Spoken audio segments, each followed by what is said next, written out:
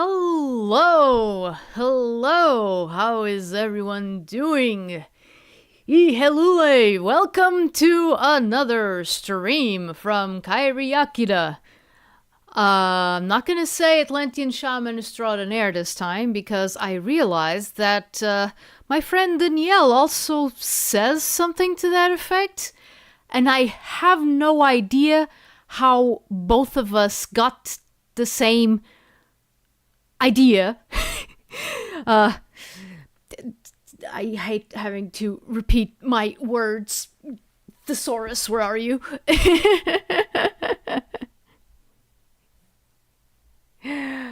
Hello everyone.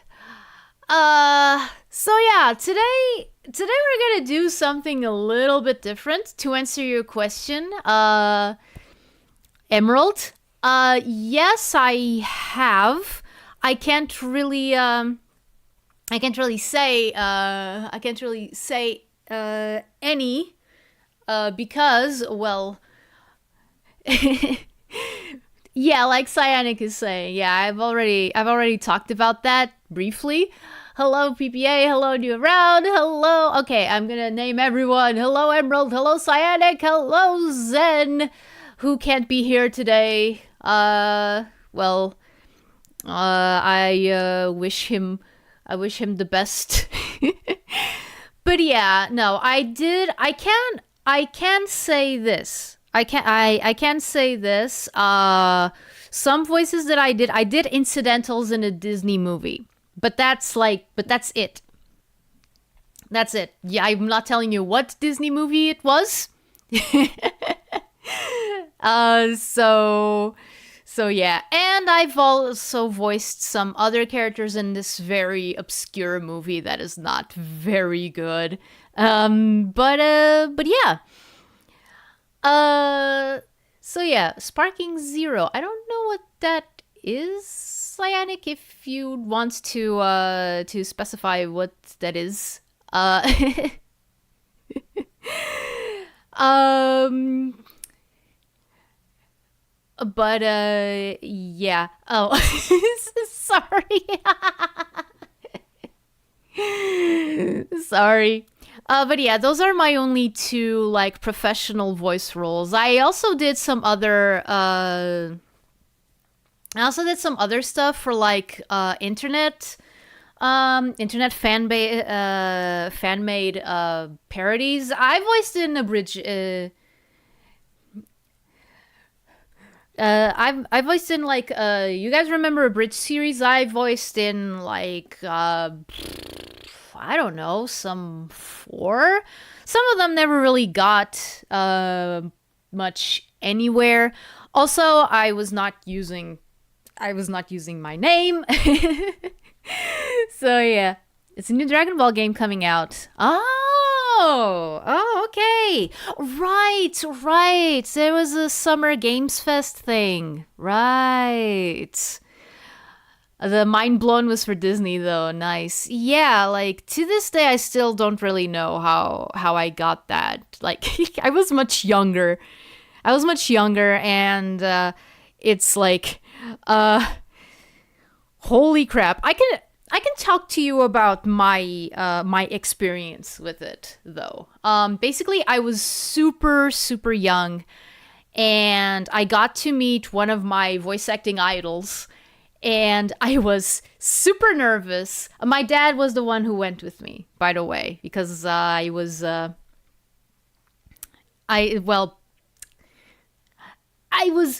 young and stupid and couldn't drive. Like at the ripe age of 14, now I can drive, but back then I couldn't. So yeah, my dad went with me, and I got to meet my my voice acting idol face to face. Well, Portuguese voice acting idol, either way. And and this is so dumb because okay, so from where I live, from my hometown to the capital, it's still a couple of hours, like 2 to 3 hours. It's a 2 to 3 hour trip. And Emerald, yes, I'm going to answer that question. So just hang tight for a little bit. And I got there and I was super thirsty, but since I was so nervous, I didn't ask for water. I didn't even know that you could ask for water. So yeah. So my performance already wasn't going to be great because at that time I didn't have like any training. I wasn't at the level that I am now. So yeah, I was super thirsty. My throat was super dry, and my mouth kept gluing to itself. But since I was like so caught up in all that was happening, I didn't ask for water. That I'm kind of dumb. But yeah. In the end, it was interesting. Also hearing my dad talking to this voice actor that I liked so much was kind of interesting, because my dad kind of had that like just a little bit of a tangent, which I think is warranted. My dad had this weird thing in that he never really understood the things that I was into. But he was also not completely against it, you know? Like, he didn't get it. He didn't want to. He didn't want to like learn more about it. He wasn't interested in it. But he did give me you know, that sort of support. Like if I needed to be anywhere for something, he's the one who would take me, until he couldn't, and it was my mom that started doing that. But yeah. Hello, the Russian name. Cyrillic name. That Russia is not the only country that uses Cyrillic. I'm pretty sure. It's not like Greek, is it? Like, what other countries use the Hellenistic script? Whatever. But yeah. Okay, to answer your question, Emerald, did I see the new trailer for Sonic X Shadow Generations? That name is kind of a mouthful. Let me tell you that. Okay.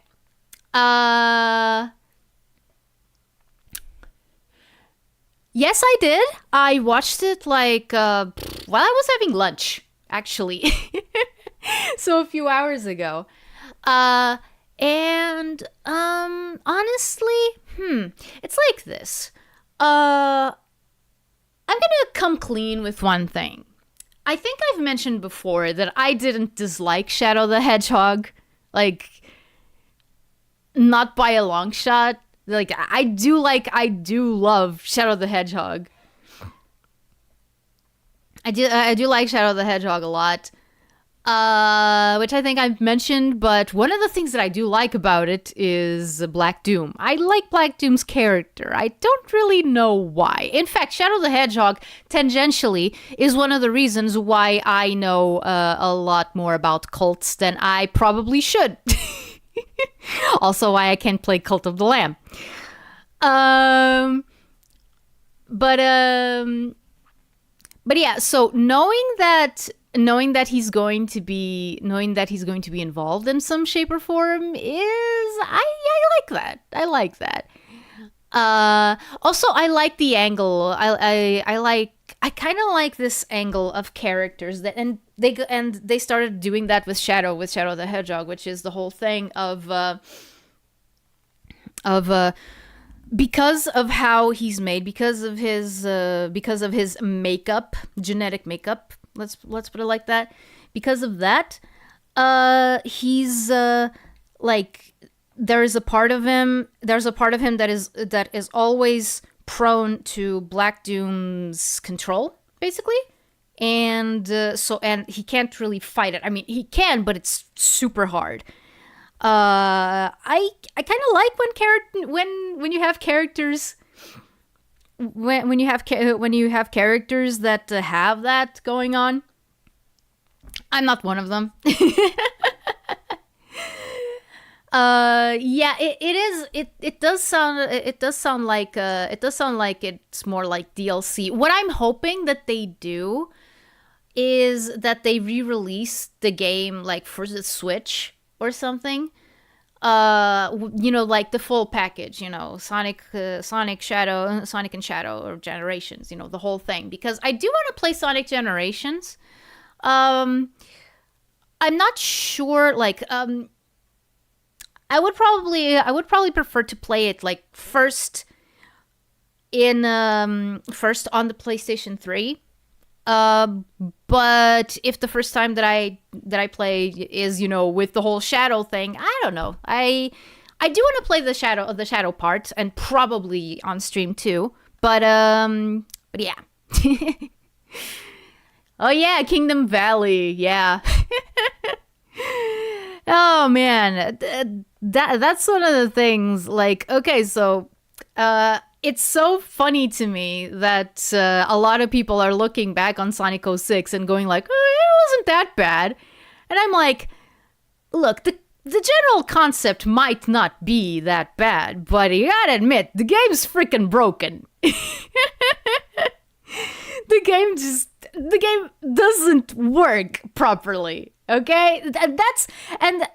More than anything else, that's the main thing that people throw at Sonic 06. Yes, the story is kind of lackluster, but even if it did have potential, like, it has potential. The story of 06 has potential.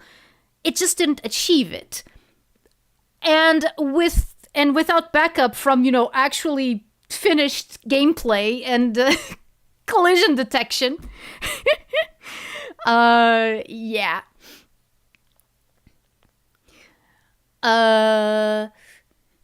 Did you also see the part where Shadow has wings? Yes, I was wondering what the heck was that, because I don't know, those wings looked very Black Army. Black Arm E, not Black Army as in an army of black arms, no. They looked like black arms. Arm.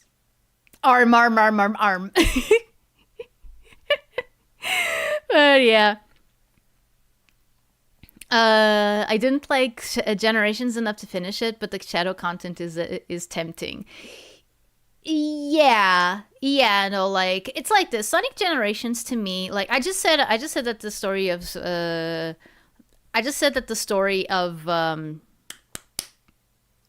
Sonic 06 had some legs to stand on if it was properly developed, and if they cut out some of the extraneous things, like, for example, why is Blaze here? Why do we have to have the whole Elise romance and stuff? I mean, I do know why we got that. It's because it was one of the original ideas for the original, like, one of the original ideas for Sonic, I think, was it for Set AM? I remember that there was this, what's it called? There was this, words, not words. Oh man, my brain is tying itself into a knot trying to remember what this is. Okay, basically it was a early concept. I don't know if it was for the game or if it was for Sonic Set AM or something, but it did involve like a human lady. And maybe Sonic 06 was, since I think that what they wanted with Sonic 06 was like to reset the timeline again, kind of like what they did with Sonic Adventure, but not as, I'm not going to say that the timeline reset with Sonic Adventure was well thought out. It wasn't. But yeah, that's the feeling that I get. Uh, but yeah, if you cut out a lot of that and you develop some other parts of the story, I think that the story of Sonic 06 could be perfectly salvageable. Same thing with Sonic Boom Rise of Lyric. Like Sonic, like Rise of Lyric definitely strikes me as a game that was kind of that got its legs cut short uh pretty early on in development. I really wanted to see what they actually had, you know, like the meat of what they wanted to do, instead of what we got, which, like, that was legit the first time that I was genuinely 100% disappointed in a Sonic game. Hi, Coffee. Yeah, they are. Yeah, they are.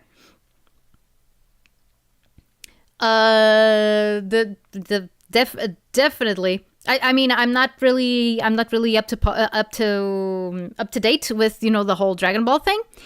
Wait, I think that my brother mentioned something. Yeah. Yeah, no, but yeah, yeah, no, the whole, yeah, no, the whole Dragon Ball thing. I like Blaze there, though it was fumbled. At least could be cut. Yes, exactly.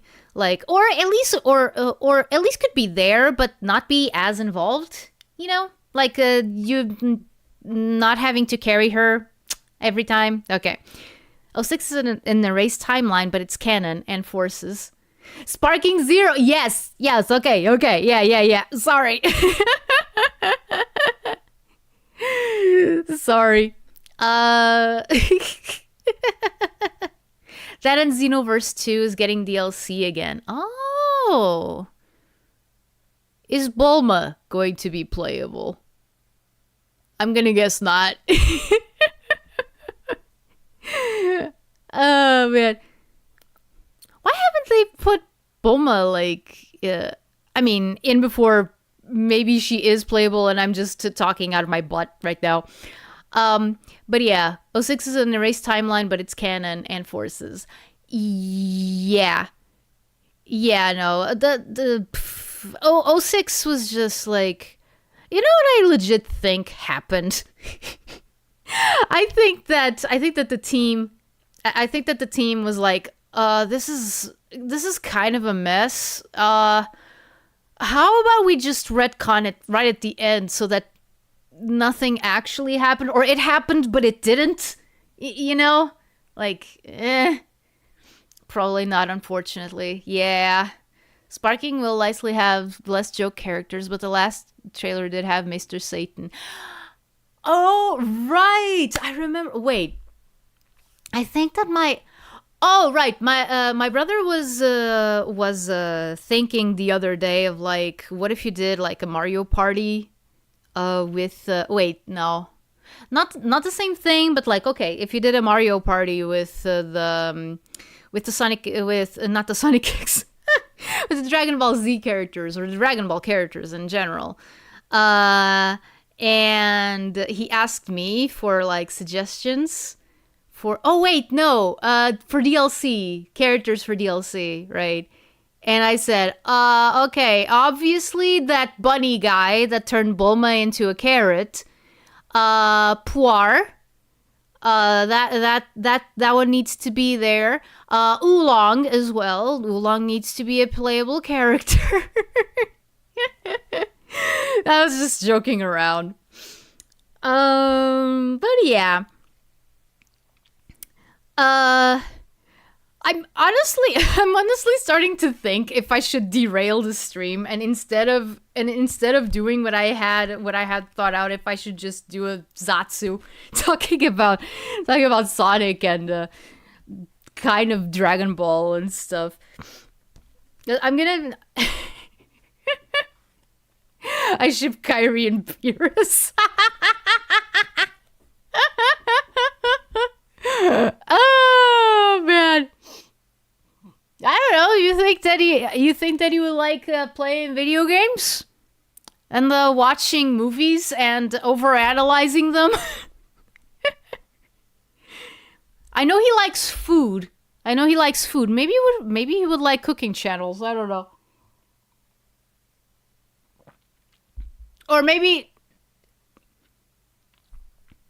Lamau, the topic was doomed from the start. Yeah, like streaming so early after after a Sonic game, quote unquote, trailer drops. Yeah.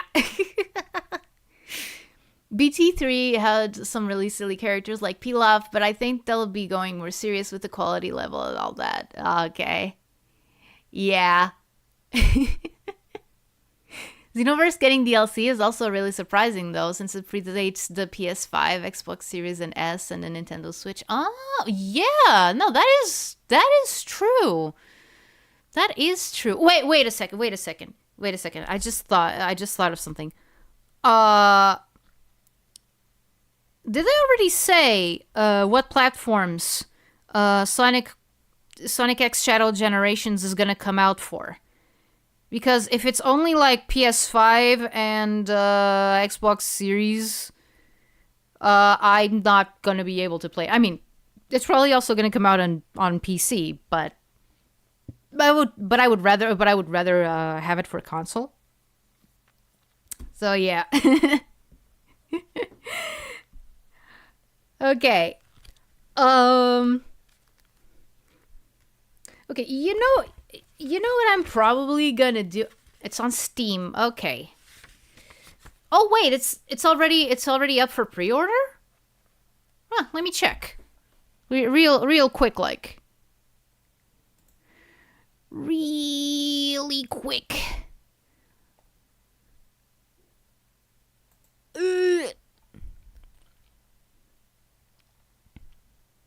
Soul Mask, what the frick is that? That looks kind of... It's on Steam and Switch. Oh, okay, awesome. Sonic X Shadow Generations. Let me see. At the end of the trailer. Okay. Release date. Pre-purpose. A legacy skin for modern Sonic. Blah, blah, blah. Okay. Purchase the Sonic Generation. Iconic music trap. What the heck is a Terios? Did they actually say what a Terios is?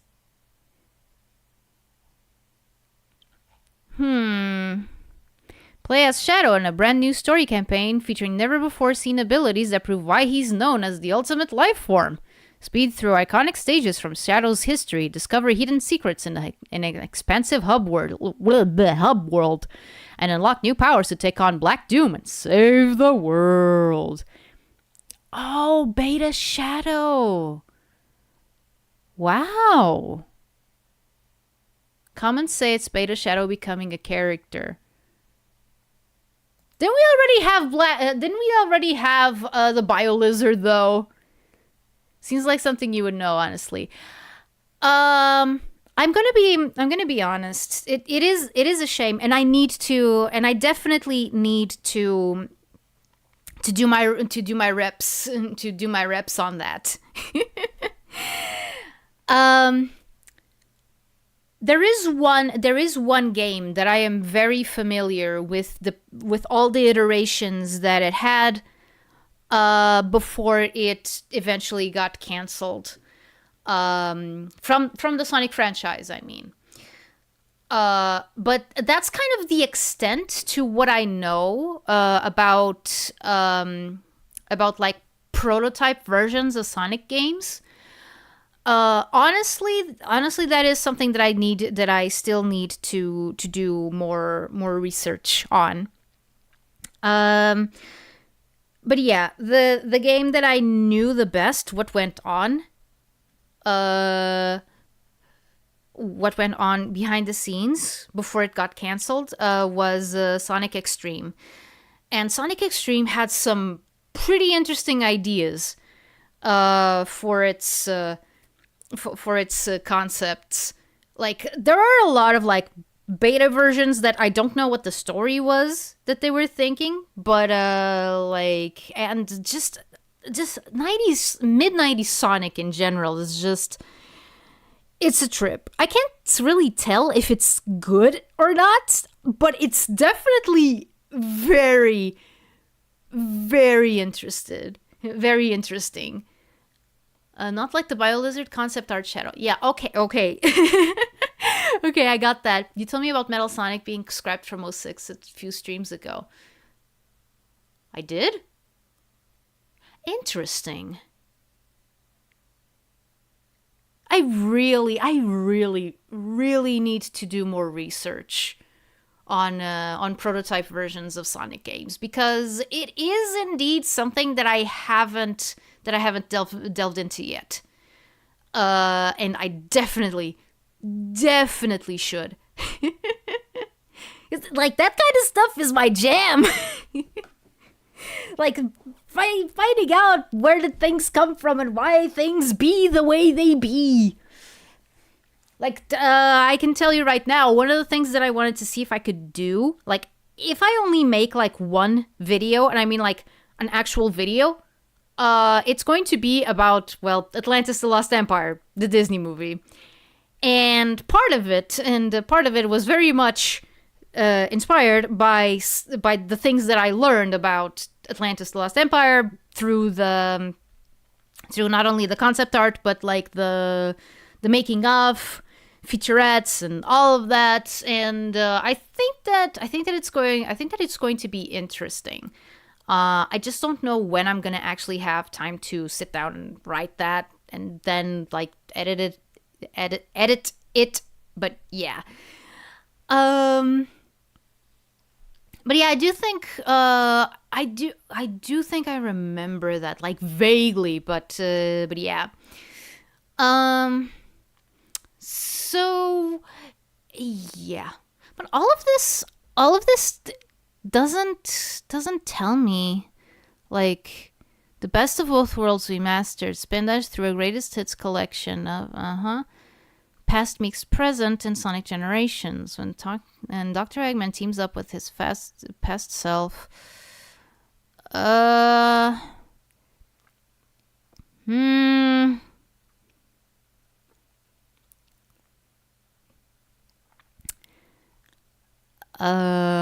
Interest. I still don't understand. Like, if I bought this on Steam, does this mean that I would essentially have the game like twice? Why the heck? Okay. I just gotta say this. Why is it listed? Why is one of the tags that Sonic X Generations Shadow is? Why is one of the tags romance? Like, who's romancing who? Is it Maria? Is it Maria? Are they counting that as romance? They're siblings. Come on, please.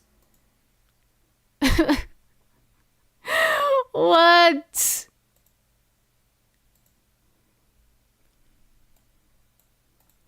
What the heck? Okay. Let's just ignore that. Sonic X Shadow, what do you expect? Oh!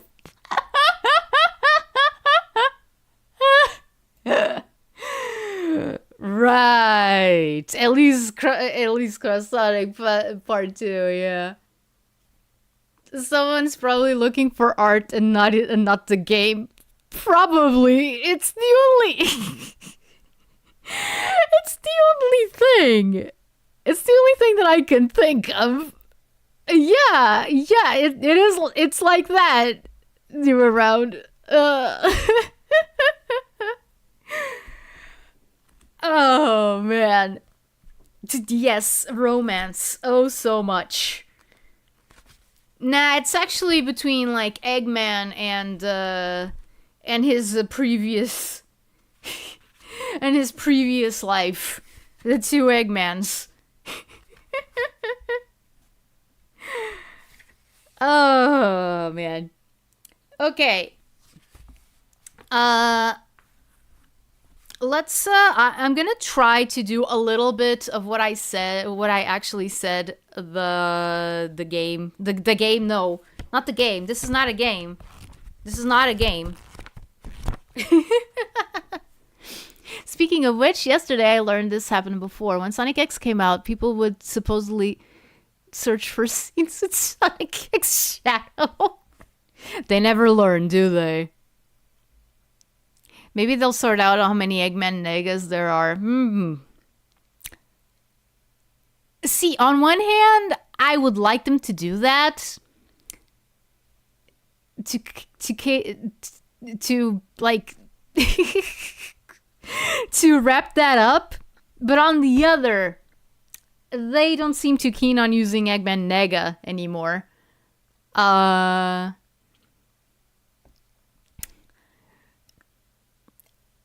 But like, I don't know.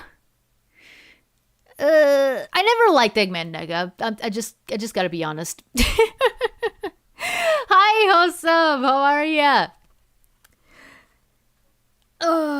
Okay.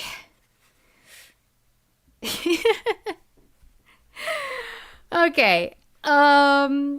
Going back to what I was thinking. Eggman Nega sounds like sounds an awful lot like something else these days. Yep, someone did not think that through. Someone did not think that name through. Then again, it was probably developed, it did like kind of insular like.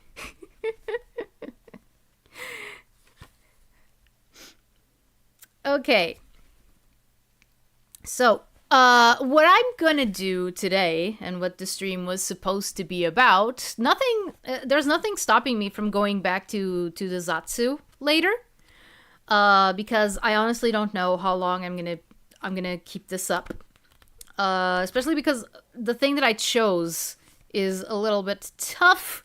Then why did you choose it? Because it's a book that I actually like, and it's in the public domain, so I can read it. Okay, so. In other words, today, what I'm gonna do is something that my teachers told me that everyone that's on the course should do, which is read more and record ourselves reading. So I thought, I record myself talking every week. So maybe I can just read on stream. And it'll be immediately recorded.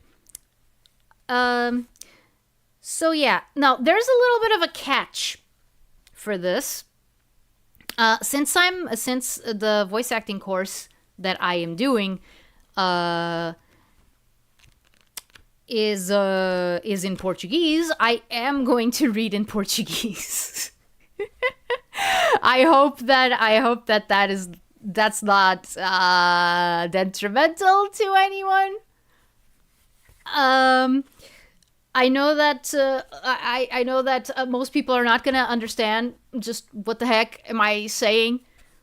But I think that it should be interesting. By the way, the book that we're going to read is called The City and the Mountains, or in Portuguese, A Cidade e as Serras. It's by one of the most well-known Portuguese authors called Essa de Queiroz. He was mostly known for being like super insightful and sarcastic with his remarks on contemporary society and stuff. He's a late a late 19th century writer. I don't know who would be comparable to him in like English literature, or other types of literature. He was a contemporary of Jules Verne, I think. Like they might not match up completely, but I'm pretty sure that they're pretty close to each other, chronologically. So yeah, Just a little summary of the book that I'm going to read. This book is basically about a guy who lives in Paris, so in the big city, and we're talking about Victorian Paris, so it's an even bigger city-er. And I don't remember why it happens, but he's forced to go back to his to a house that his family owned in northern Portugal. And the story is all about him realizing, oh hey, maybe this is a better life. But of course, you know how 19th century writers were, and it takes quite a few words to get there. And before that, we even have to hear about the backstory of his ancestors and whatnot. Okay. So yeah, I'm gonna read like 2 to 3 chapters of this today. And we'll see. We'll see if we go back to talking about Sonic. All related topics, I'm sure. Okay. I'm gonna switch gears to Portuguese. Ok, já está.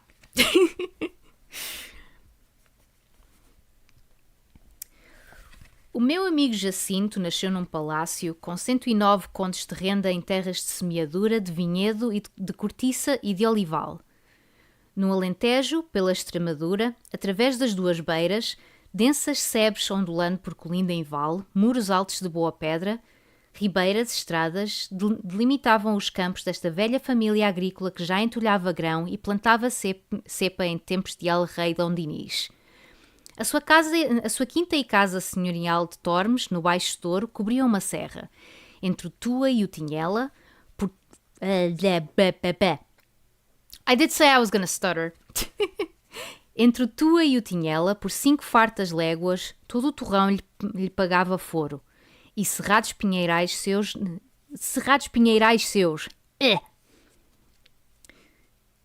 That's gonna happen a lot. E cerrados pinheirais seus se negrejavam desde Arga até ao mar de Âncora. Mas o palácio onde Jacinto nascera e onde sempre habitara era em Paris, nos Campos Elíseos, número 202. Seu avô, aquele gordíssimo e riquíssimo Jacinto, a quem chamavam em Lisboa o de Dom Galeão, not...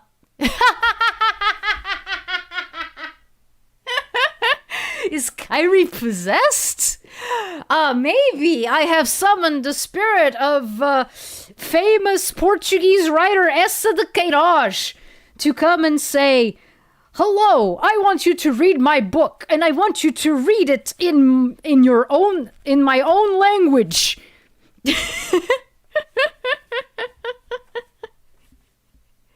Donk.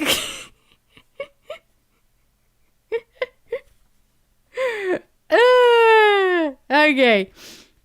You know, an interesting thing, initially I thought of every time that I made a mistake, I would go back and start from the beginning. I thought that would be an interesting challenge. But I'm not sure if I want to put you guys through that.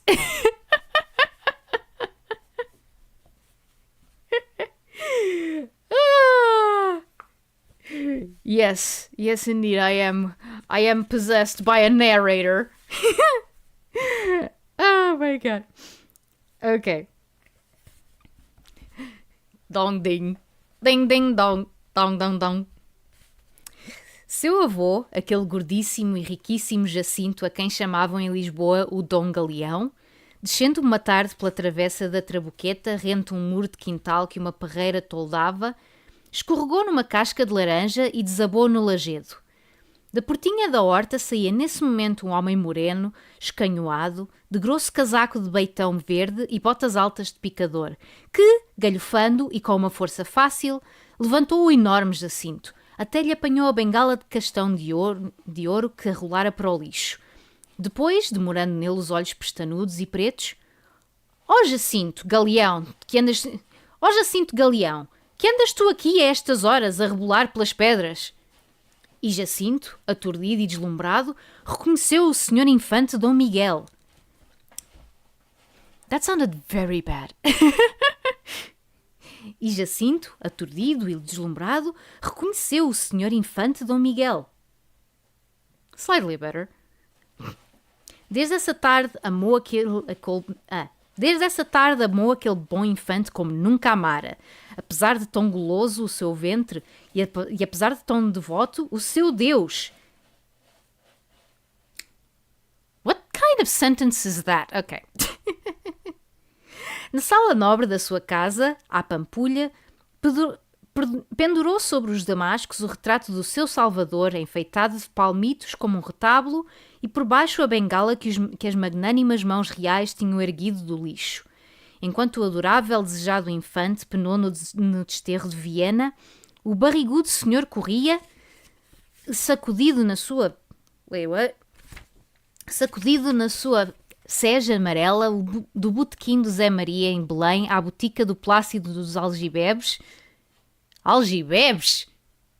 What the heck kind of thing is that? Ok.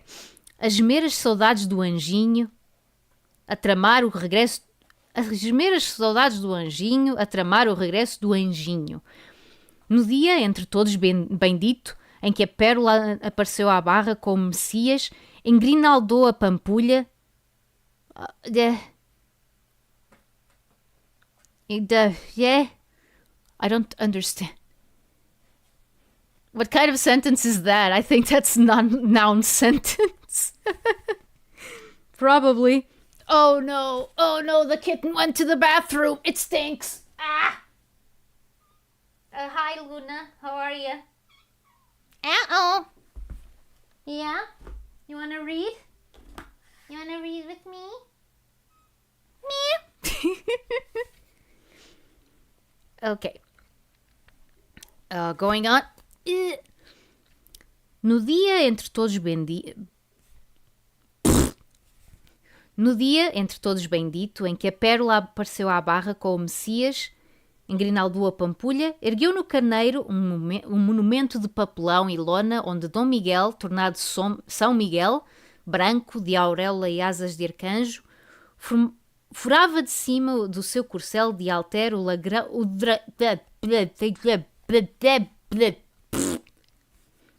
Essa, you're killing me. Wow, this sentence is huge. Okay, I have to start from the beginning of the sentence. No dia entre todos bendito, em que a pérola apareceu à barra com o Messias, engrinaldou a Pampulha, ergueu no caneiro... I have no idea what this is. Engrinaldou a Pampulha. What the heck? Ergueu no caneiro um monumento de papelão e lona onde Dom Miguel, tornando São Miguel, branco, de auréola e asas de arcanjo, furava de cima do seu corcel de alter o dragão do liberalismo, que se estorcia vomitando a carta. Durante a guerra com o pedreiro livre, mandava recoveiros a Santo Tirso, a São Gens, levar ao rei fiambres, caixas de doce, garrafas do seu vinho de tarrafal e bolsas de retroja tochadas de peças que ele ensaboava para lhes avivar o outro. E quando soube que o senhor Dom Miguel, com 2 velhos baús amarrados sobre um macho, tomara o caminho de Sines e do Fenal de Esterro, Jacinto Galeão correu pela casa, fechou todas as janelas como num luto, berrando furiosamente: Também cá não fico! Também cá não fico! Não queria ficar na terra perversa de onde partia, esbulhado e escorraçado, aquele rei de Portugal que levantava na rua os Jacintos. Embarcou para a França com a mulher, a senhora Dona Angelina Fafes, da tão falada casa, não é caça, it's not... This happens a lot. Okay, basically I said a word that means hunt instead of house. Two different things. Embarcou para a França com a mulher, a senhora Dongelina. Yes, Kairi, perfect. Embarcou para a França com a mulher, a senhora Dona Angelina Fafes, da tão falada casa, it's casa, not casa, you idiot, read properly, frack. Embarcou para a França com a mulher, a Dona Senhora... See, it's not just a problem with gaming. I also have the same problem when I'm reading.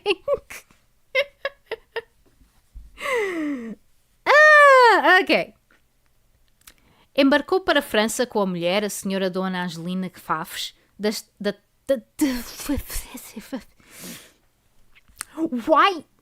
Why is this sentence being so hard? Ok. Embarcou para a França com a mulher, a senhora Dona Angelina Fafes, da tão falada casa dos Fafes da Avelã, com o filho, o cintinho, menino amarelinho, não, peraí. Oh, dang it. Do we need AutoKairi? I don't know if AutoKairi can help us right now. I don't know if he can help. Hi, Toby. Yes, I am learning to cast spells, and for that, I need to speak this strange language known as Portuguese, a very ancient, very mysterious, esoteric language known by only a select few in this world, which is why I think the third most spoken language, or it's the third, fourth, fifth, something like that. No, but actually, I'm trying to read a book. It's for voice acting practice. My teachers told me to told everyone to can you say Toby in that language? I mean, depends on if I want me to say it with an accent or not. If I say it without an accent, it's Toby. Like, for example, in the sentence, Olá, Toby, como é que estás? I just said, hello, Toby, how are you? Or I can say it with an accent, in which case it would be in which case it would be Olá, Toby, como é que estás? So yeah, with an accent it would be Toby instead of Toby. Very slight difference, but it's still different. Like, the phonetics are going to be different. Where did the kitten go? Oh, okay, there she is. Okay, let's try to see if I can get through this sentence. I'm going to try to read a little bit slower now, so that I don't... Yeah, Toby, do you feel any different?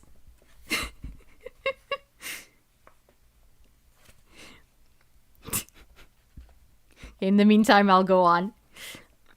Embarcou para a França com a mulher, a senhora Dona Angelina Fafes, da tão falada Casa dos Fafes da Avelã. Yes, I did it! Com o filho, o cintinho...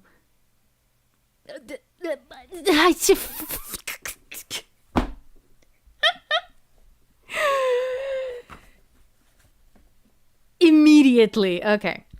Embarcou para a França com a mulher, a senhora Dona Angelina Fafes, da tão falada Casa dos Fafes da Avelã, com o filho, o cintinho, menino amarelinho, molezinho, coberto de caroços e leicenços, com a aia e com o moleque. I'm not gonna go back. I've made it through the sentence. I'm gonna go forward. I don't care. No, I was in a language class one time, and we're looking. through every language on my name, and all of it still said Toby in some way. Oh, wait. No, right. There is a Portuguese version of Toby. Like, the equivalent to Toby in Portuguese, which would be Tobias. So basically, if you were born in Portugal and you still had, the same name with the same etymology and all of that, you'd be Tobias, not Toby. I keep forgetting about that. But that's actually pretty interesting. Like, I can't get over my head that apparently the way that the way that the Portuguese got to adapt the name Jacques in French, Jacques, Jack, kind of, was Tiago. Like, how does Jacques go to Tiago? I don't get it. But yeah.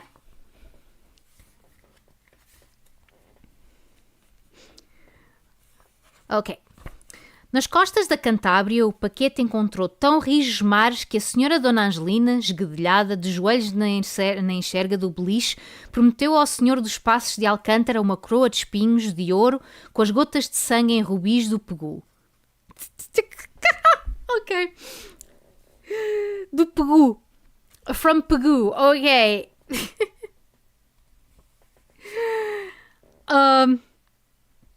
Basically the writer made a pun here. It is very common for people in Portuguese to say Peru instead of Peru. Peru, Peru instead of saying Peru, which is the actual word in Portuguese. A lot of people who don't really do the whole r thing, they go back with their tongue a little bit, so it comes out Peru. So I am pretty sure that this is kind of mocking the lady's accent. So it's very interesting. Have a good day. You too, Toby.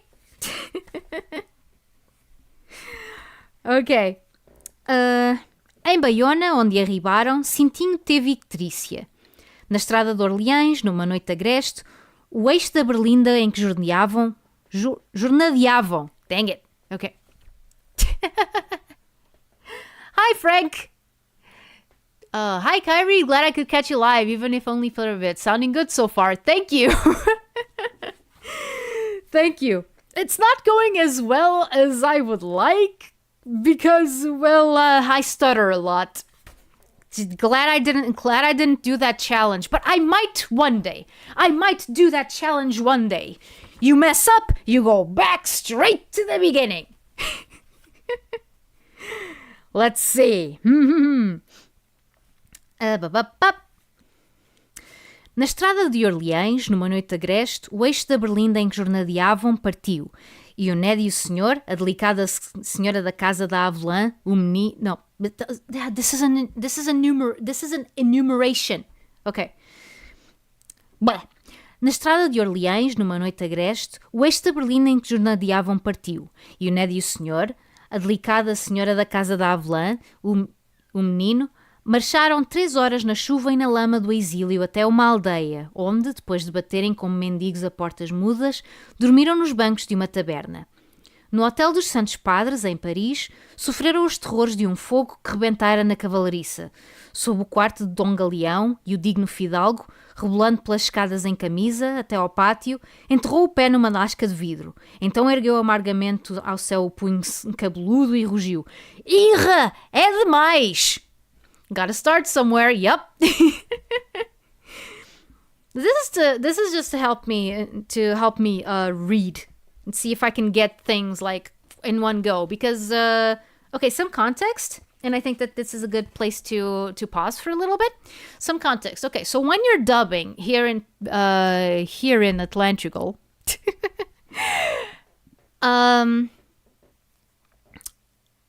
everything is done kind of in a rush. There is time for a few fumbles, but if you can get it right on your first or second try, that's what's ideal.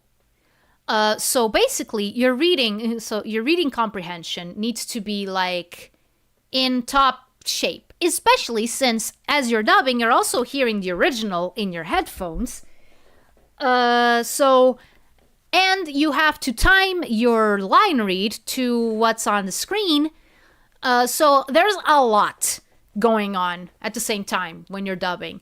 Like, I'm not gonna say that it's harder than voice acting, because it's still voice acting. Like, on top of all of that, you also have the voice acting part, which is the interpretation, the intention, the diction, pronunciation, all of those things.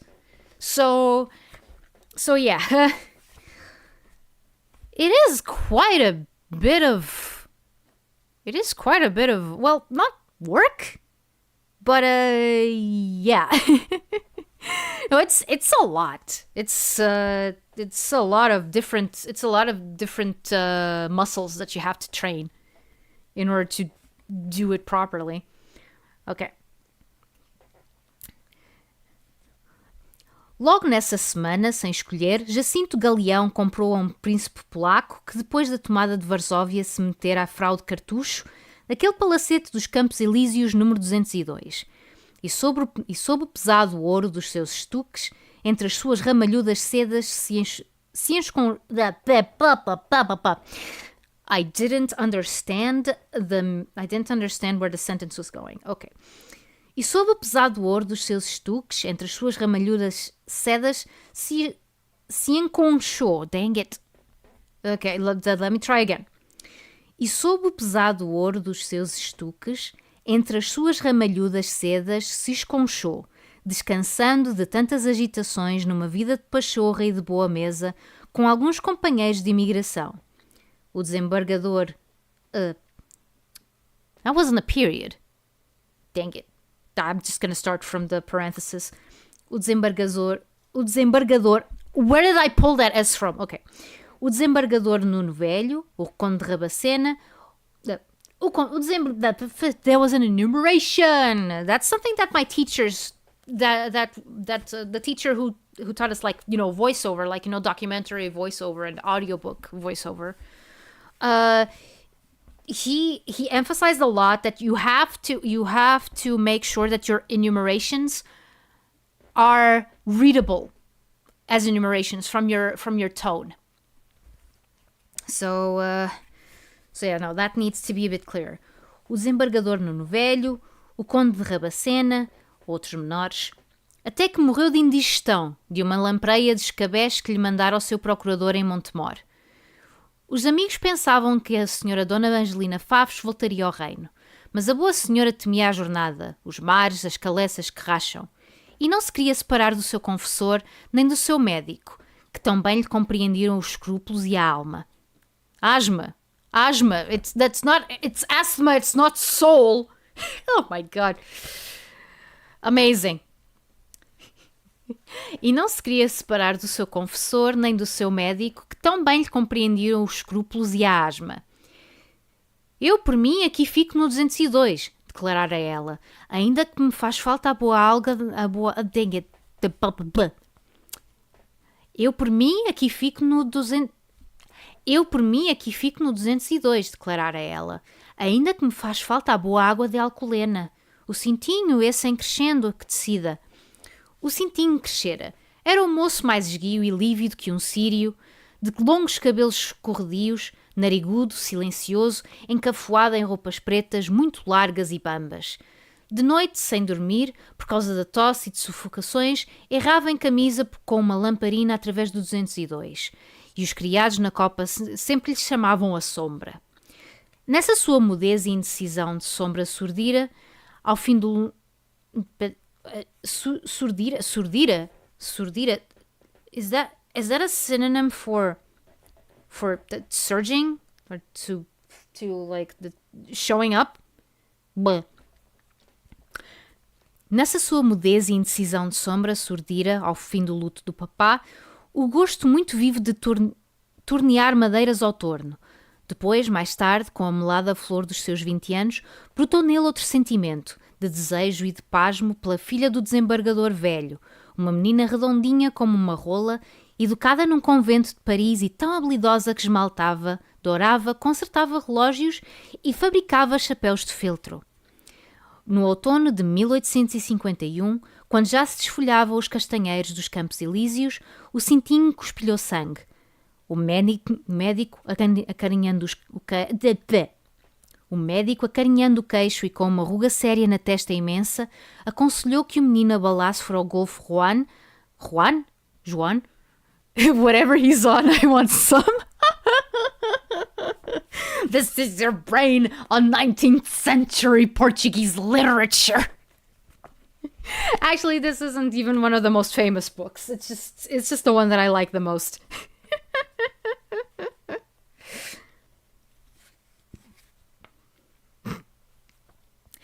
O médico, acarinhando o queixo e com uma ruga séria na testa imensa, aconselhou que o menino abalasse para o Golfo Juan? I don't know how to pronounce this. Ou para as tépidas areias de Arcachon. I don't know what that is. Cintinho, porém, no seu aferro de sombra, não se quis arredar da Terezinha velho de quem se tornava, através de Cintinho, porém, no seu aferro de sombra, não se quis arredar da Terezinha velho de quem se tornava... Tornara! It's a V, it's an R, not... It's an R, not a... It's an R, not a V. Cintinho, porém, no seu aferro... Cintinho, porém, no seu aferro de sombra, não se quis arredar da Terezinha velho, de quem se tornara, através de Paris, a muda tardonha sombra. Como uma sombra, casou, deu mais algumas voltas ao trono, cuspiu um resto de sangue e passou, como uma sombra. 3 dias e 3 meses depois do seu enterro, o meu Jacinto nasceu. Desde o berço onde a avó espalhava funcho e âmbar para afugentar a sorte ruim, Jacinto medrou com a segurança, a rijeza, a seiva de um pinheiro das dunas. Não teve sarampo e não teve lombrigas. As letras, a tabuada, o latim entraram por ele tão facilmente como o sol por uma vidraça. Entre os camaradas, nos pátios dos colégios, erguendo a sua espada de lata e lançando um brado de comando, foi logo o vencedor, o rei que se adula e a quem se cede a fruta das merendas. Na idade em que se lê Balzac e Musset, nunca atravessou os tormentos da sensibilidade, nem crepúsculos quentes o retiveram na solidão de uma janela. Wait, what? Yeah, okay, I'm gonna have to start that sentence all over again. Na idade em que se lê Balzac e Musset, nunca atravessou os tormentos da sensibilidade, nem crepúsculos quentes o retiveram na solidão de uma janela, padecendo de um desejo sem forma e sem nome. Todos os seus amigos, éramos 3, contando o seu velho escudeiro preto, o Grilo, lhe conservaram sempre amizades puras e certas, sem que jamais a participam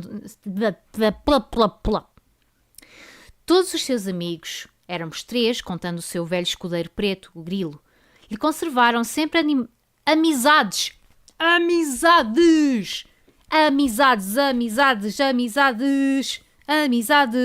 puras e certas.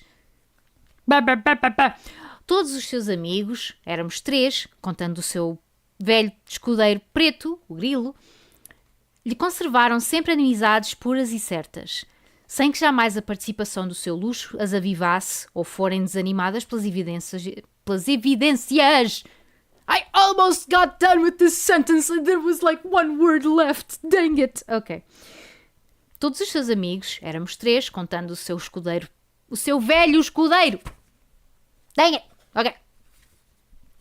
Todos os seus amigos, éramos 3, contando o seu velho escudeiro preto, o Grilo, lhe conservaram sempre amizades puras e certas, sem que jamais a participação do seu luxo as avivasse ou forem desanimadas pelas evidências do seu egoísmo. Yes, I did it! Sem coração bastante forte para conceber um amor forte e contente com esta incapacidade que o libertava, do amor só experimentou o mel, esse mel que o amor reserva aos que o recolhem, à maneira das abelhas, com ligeireza, mobilidade e cantando. Rijo, rico, indiferente ao Estado e ao governo dos homens, nunca lhe conhecemos outra ambição além de o compreender bem as ideias gerais, e a sua inteligência, nos anos alegres de escolas e controvérsias, circulava dentro das filosofias mais densas como um enguia lustroso na água limpa de um tanque. O seu valor genuíno, de filo quilate, nunca foi desconhecido nem desapreciado, e toda a opinião, ou mera facécia que lançasse, logo encontrava uma...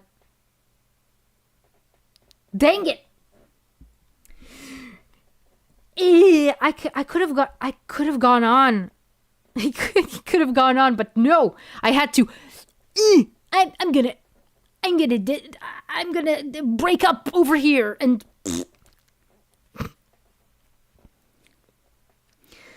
O seu valor genuíno de filo quilate nunca foi desconhecido nem desapreciado, e toda a opinião, ou mera facécia que lançasse, logo encontrava uma aragem de simpatia e concordância que a erguia, a mantinha embalada e rebrilhando nas alturas.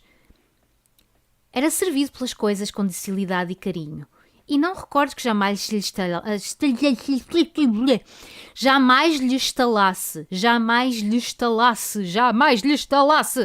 Ok. Era servido pelas coisas com docilidade e carinho.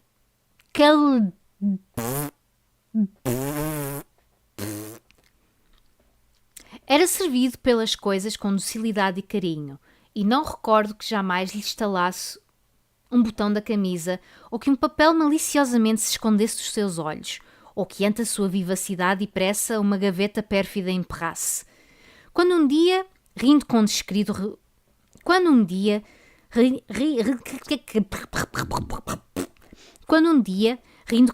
riso da fortuna e da sua roda, comprou a um sacristão espanhol 1/10 de lotaria, logo a fortuna, ligeira e ridente sob a sua roda, correu num fulgor, para lhe trazer 400.000 pesetas.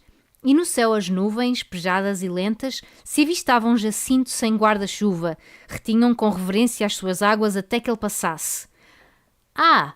O âmbar e o funcho da senhora do...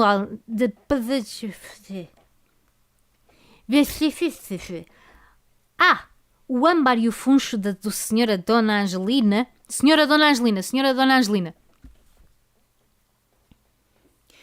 One of the tips I had in my courses to avoid stuttering were some vocal warm-ups. One for doing longer reads in the booth was dog panting. Oh! Okay. We didn't really have that one. I did do some warm-ups before I started the stream though. Like one that they usually tell us to do.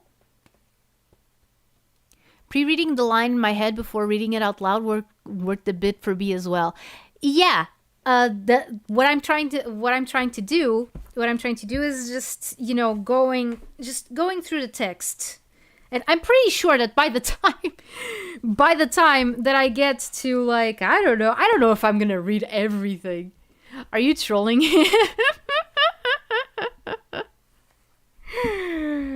I mean, I know that there are some weird exercises that, one thing that I know definitely helps, I'm not trolling, tongue twisters. Like, one of my favorites in Portuguese is, o tempo perguntou ao tempo quanto tempo tem. O tempo respondeu ao tempo que o tempo tem. Oh, dang it. I usually manage to get this right from the get-go. Ok. O tempo perguntou ao tempo quanto tempo tem. O tempo respondeu ao tempo que o tempo tem quanto...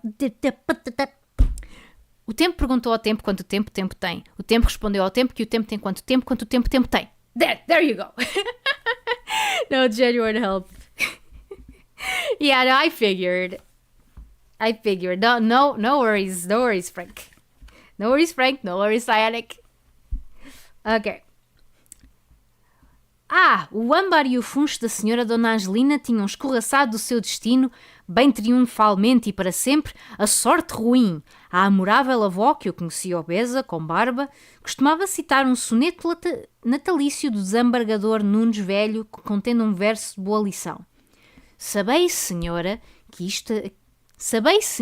esta vida é um rio, pois um rio de verão, manso, translúcido, harmoniosamente estendido sobre uma areia macia e alva, por entre arvoredos fragrantes e ditosas aldeias, não ofereceria àquele quem...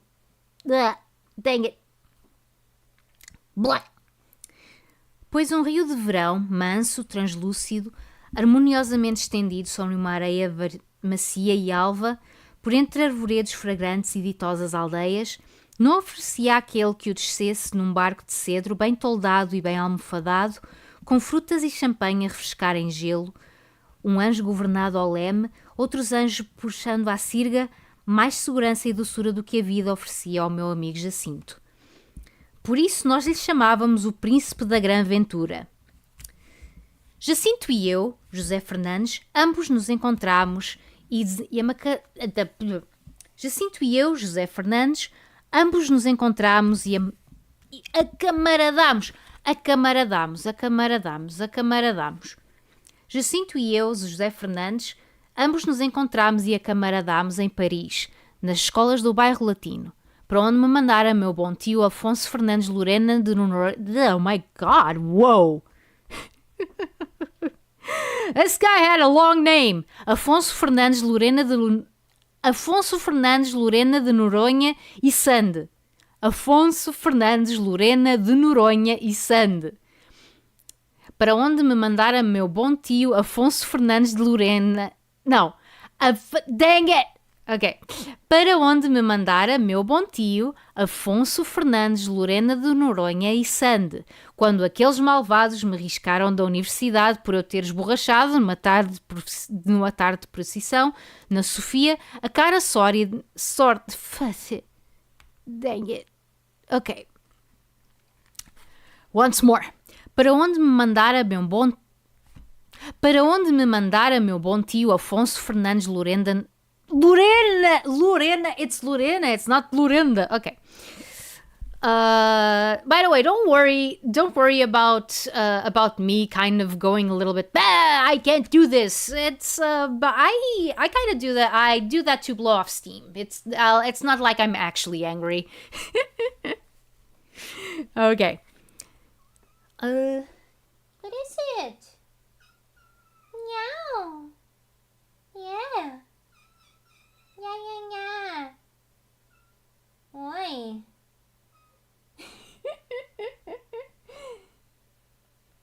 Little kitten Luna is here just looking at me with her big eyes and meowing. But she's like lying down. I don't know. I don't know what she's trying to accomplish. Hi Epic, how are you? I am reading a book. Playing Fortress 1 right now, really epic Quake mod. Oh, okay. Team Fortress 1, my beloved. Yeah. Not a lot of people remember it even existed. They just think that the 2 in Team Fortress 2 is for show. I mean, probably not. Probably not, but it would be funny. Para onde me mandara meu bom tio Afonso Fernandes Lorena de Noronha e Sande, quando aqueles malvados me riscaram da universidade por eu ter esborrachado, numa tarde de procissão, na Sofia, a cara sórdida do Dr. Pais Pita. Ora, nesse tempo, Jacinto concebera uma ideia. Este príncipe concebera a ideia de que o homem só é superiormente feliz quando é superiormente civilizado. E por homem civilizado, o meu camarada entendia aquele que, robustecendo a sua força pensante com todas as noções adquiridas desde Aristóteles e multiplicando a potência corporal dos seus órgãos com todos os mecanismos inventados desde Teramenes, criador da roda, se torna num magnífico Adão, quase omnipotente, quase omnisciente e apto, portanto, a recolher dentro de uma sociedade e nos limites do progresso, tal como ele se comportava em 1875, todos os gozos e todos os proveitos que resultam de saber e de poder. Pelo menos assim Jacinto formulava copiosamente a sua ideia, quando conversávamos de fins e destinos humanos,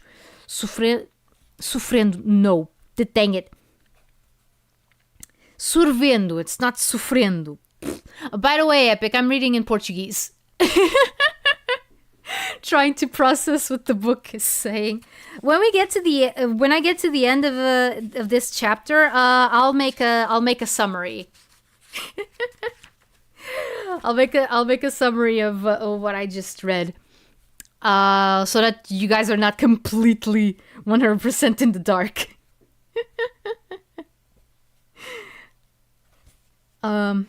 Ok. Pelo menos assim Jacinto formulava copiosamente a sua ideia quando conversávamos de fins e destinos humanos, sorvendo boques poeirentos sob o toldo das cervejarias filosóficas no Boulevard Saint-Michel. Este conceito de Jacinto impressionara os nossos camaradas de cenáculo, que tendo surgido para a vida intelectual de 1866 a 1875, entre a Batalha de Sadowa e a Batalha de Sedan, e ouvindo constantemente desde então aos técnicos e aos filósofos que fora a espingarda de agulha que vencera em Sadowa e fora o mestre de escola quem vencera em Sedan, estavam largamente preparados a acreditar que a felicidade dos indivíduos, como a das nações, se realiza pelo ilimitado desenvolvimento da mecânica e da erudição. Um desses moços mesmo, o nosso inventivo Jorge Carland, reduzir a teoria de Jacinto para lhe facilitar a circulação e condensar o brilho a uma forma algébrica. Suma ciência vezes suma potência igual a suma felicidade. Okay, I thought the book was speaking Namekian. No, it's a bit more down to earth than that. I mean, Cyanic said that I was casting spells. So, yeah. E durante dias, do Odião à Sorbona, foi louvada pela mocidade positiva a equação metafísica de Jacinto. Para Jacinto, porém, o seu conceito não era meramente metafísico e lançado pelo... Não, dang it, ok. Para Jacinto, porém, o seu conceito não era meramente metafísico e lançado pelo gozo elegante de exercer a razão especulativa, mas constituía uma regra, toda de realidade e de utilidade, determinando a conduta, modalizando a vida, e já a esse tempo, em concordância com o seu preceito, ele se sortira da pequena enciclopédia dos conhecimentos universais. I was gonna say universalis, but that's Latin, that's not Portuguese. Em 75 volumes e instalada sobre os tetos do 202, no mirante envidraçado, um telescópio. Justamente com esse telescópio tornou ele palpável a sua ideia numa noite de agosto, de mole e dormente calor. Nos céus remotos lampejavam relâmpagos lânguidos. Pela avenida dos Campos Elíseos, os fiacres rolavam para as frescuras do bosque, lentos, abertos, cansados, transbordando de vestidos claros. Aqui tens tu, Zé Fernandes, começou Jacinto, encostado à janela do mirante. A teoria que me governa, bem comprovada. Com estes olhos que recebemos da madre natureza, lestos e sãos, nós podemos apenas distinguir além, através da avenida, naquela loja, uma vidraça alumiada. Mais nada! Se eu, porém, aos meus olhos juntar os dois vidros simples de um binóculo de corridas, percebo, por trás da vidraça, presuntos, queijos, boiões de geleia e caixas de ameixa seca. Concluo, portanto, que é uma mercearia. Obtive uma noção. Tenho sobre ti que com os olhos desarmados vês só luzir da vidraça uma vantagem positiva. Se agora, em vez destes vidros simples, eu usasse os do meu telescópio, de composição mais científica, poderia avistar além, no planeta Marte, os mares, as neves, os canais, o recorte dos golfos, toda a geografia de um astro que circula a milhares de léguas dos Campos Elíseos. É outra noção, e tremenda! E tens aqui o olho primitivo da natureza, elevado pela civilização à sua potência máxima de visão.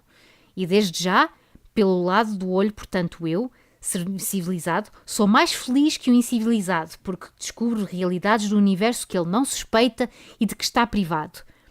Aplica esta prova a todos os órgãos e compreendes o meu princípio.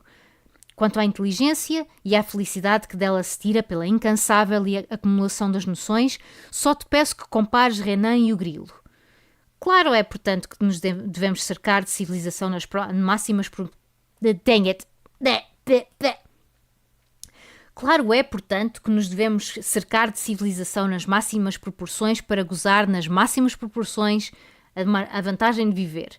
Agora concordas, Zé Fernandes? Não me parecia irrecusavelmente certo que Renan fosse mais feliz que o grilo. Nem eu percebia que vantagem espiritual ou temporal se colha em distinguir através do espaço manchas num temporal. Não, oops. Oops, I started reading the wrong line. Ok. Não me parecia irrecusavelmente certo que Renan fosse mais feliz que o grilo. Nem eu percebia que vantagem espiritual ou temporal se colha em distinguir através do espaço manchas num astro, ou através da Avenida dos Campos Elíseos, presuntos num... ou através da... Dang it! Não me parecia irrecusavelmente certo que Renan fosse mais feliz que o grilo.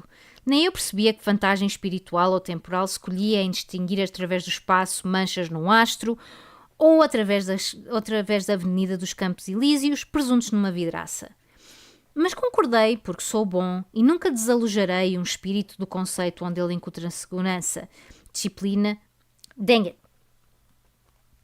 Mas concordei, porque sou bom, e nunca desalojarei.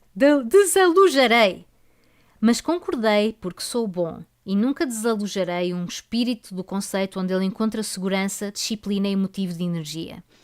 Desabotoei o colete e, lançando um gesto para o lado do café e das luzes. Vamos então beber nas máximas proporções brandy and soda, com gelo. Por uma conclusão bem natural, a ideia de civilização para Jacinto não se separava da imagem de cidade, de uma enorme cidade, com todos os seus vastos órgãos funcionando poderosamente. Nem este meu super civilizado amigo compreendia que longe de armazéns servidos por 3.000 caixeiros e de mercados onde se despejam os vergeis? What the heck is that? Nem este meu super civilizado, nem este meu super civilized, damn it! Nem este meu super civilizado amigo compreendia, I'm not going back, que longe de armazéns servidos por 3.000 caixeiros e de mercados onde se despejam os I gotta go back. I gotta go back to the island. Nem este meu super civilizado amigo compreendia que longe de armazéns servidos por 3.000 caixeiros e de mercados onde se despejam os vergéis e lesírias de 30 províncias e de bancos em que retina o ONU. What the hell kind of enumeration is this, Essa? Mr. Essa, if that's your real name. Nem este meu super civilizado amigo compreendia que longe de armazéns servidos por 3.000 caixeiros e de mercados onde se despejam os I've gotta go back to the island? Yes, we gotta go back to the island and redo the ending of Lost, because that is where everything started going wrong. It was when people were disappointed with the ending of Lost. Why did I remember that? I don't know, but it's been living rent-free in my mind for some time, and I didn't even watch Lost. I didn't even like Lost. What the heck? I don't know. My mind is a mystery. Maybe it was the numbers. I remember the numbers. I remember Hurley talking about the numbers. He was very freaked out. Nem este meu super civilizado amigo compreendia. Maybe you are possessed. Yeah, I'm starting to think so. Yeah. Probably. Hey, Luna, do you think I'm possessed? She's asleep. She can't answer. Okay. Milk carton falls over.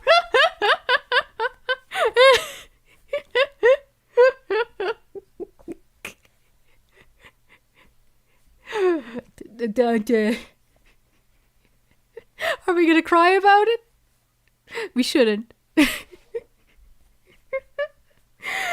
Oh, man. I don't know. Let me see if my glass of water, like, if it undulates. If it undulates. It's not undulating. I think it's fine.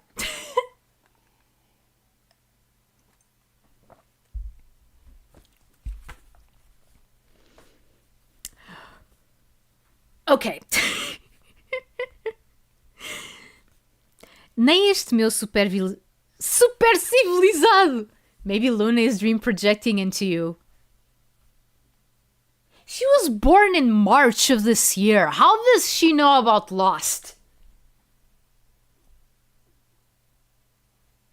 Luna, are you some kind of reincarnated spirit or something that just happened to find its way onto my lap? Figuratively, because she's on the floor? Huh. Well, whatever you're doing, stop it, okay? I mean, I did name her Luna, and a big part of Atlantean mythology right now has to do with the moon, so... dream projections. Yeah. Also, she's not gonna wake up. Actually, I'm kind of hoping that she will only wake up after I finish stream, because I want to harness train her and Kiba, so that I can take her outside so she can see the world, and so that trips to the vet are not as much of a hassle, because she'll be used to going outside, so she won't immediately associate the vet with going outside. So yeah.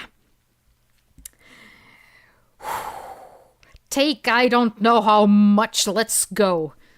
Stop projecting your dreams into my mind. Luna. Yeah, whatever. Nem este meu super civilizado amigo compreendia que, longe de armazéns servidos por 3.000 caixeiros e de mercados onde se despejam os vergéis e lesírias de 30 províncias, e de bancos em que retine o ouro universal, e de fábricas fumegando com ânsia e inventando com ânsia, e de bibliotecas abarrotadas a estalar com a papelada dos séculos, e de fundas milhas de ruas cortadas por baixo e por cima de fios de telégrafos, de fios de telefone, de canos de gases, de canos de fezes, e da fila atroante dos ónibus, tramways, carroças, velocípedes, calhambeques, parelhas de luxo, e de 2 milhões de uma vaga humanidade fervilhando a ofegar através da polícia na busca dura do pão ou sob a ilusão do gozo, o homem do século XIX pudesse saborear plenamente a delícia de viver. I don't remember the beginning of the sentence anymore. Holy crap. This is... Now that I'm reading this, okay, so this is one of the issues that I have with writing, right? Sometimes I'm afraid that the sentences I write are too long. I'm starting to think that's not as much of an issue as I thought. If Essa de Queiroz can write this long of a sentence and still be regarded as like, oh my god, he's a master at writing and stuff, and he was. The guy really knew how to write. But like, if he did this kind of stuff, I don't think I have to worry too much. Ok, moving on. Quando Jacinto, no seu quarto do 202, com as varandas abertas sob os lilazes que me desenrolava estas imagens, todo ele crescia, iluminado. Que criação augusta, a da cidade! Só por ela, Zé Fernandes. Só por ela pode o homem soberbamente afirmar a sua alma. Ó Jacinto, e a religião? Pois a religião não prova a alma? Ele encolheu os ombros. A religião é o desenvolvimento suntuoso de um instinto rudimentar comum a todos os brutos, o terror, um cão lambendo a mão do dono, de quem lhe vem o osso ou o chicote, já constitui...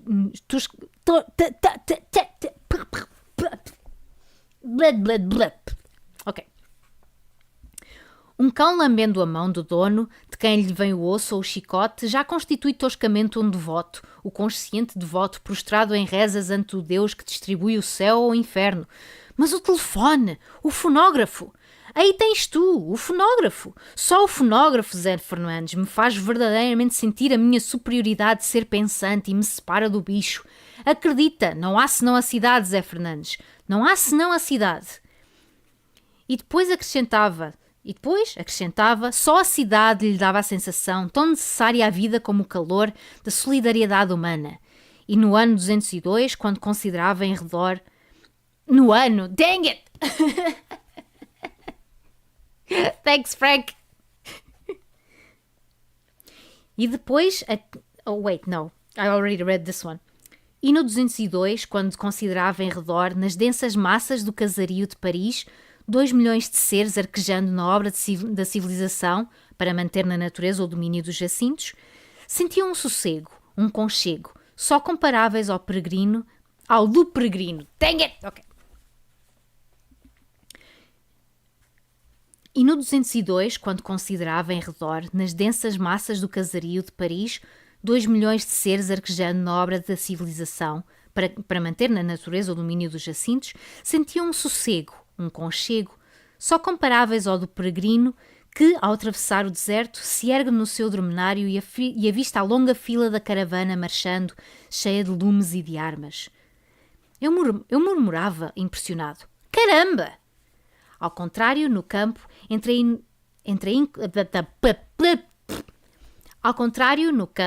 inconsciência e a impassibilidade da natureza, ele tremia com o terror da sua fragilidade e da sua solidão. Estava ali como perdido. Estava aí. Read the actual words. I just realized what's cyanic. What did you realize? Estava aí como... Não, estava aí. Aí? Yeah, ok, yeah. It's aí. Estava aí como perdido num mundo que não lhe fosse fraternal. Que lhe não fosse. Dang it. Estava aí como perdido num mundo que lhe não fosse fraternal. Nenhum silvado encolheria os espinhos para que ele passasse. Se gemesse com fome nenhuma árvore, por mais carregada.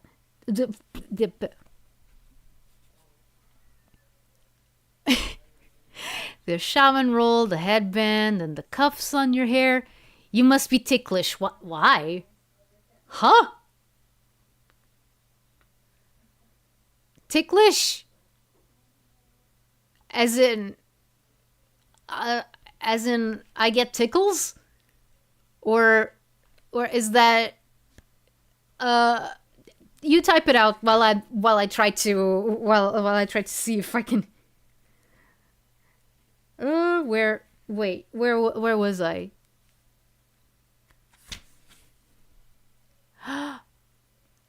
Tick.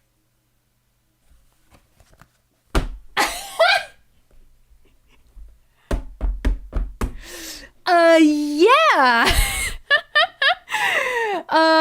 Yeah, like the ticklish, yes.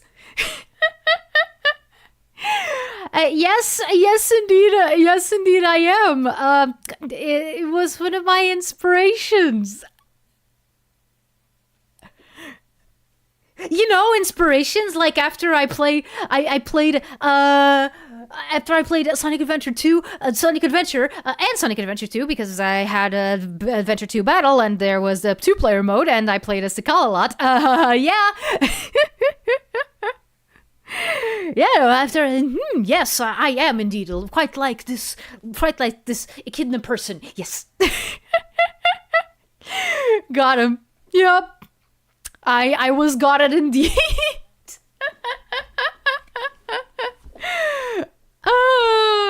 Yeah, no, you are 100%. You are 100% correct, Cyanic. I am indeed a ticklish. Tickle-ish.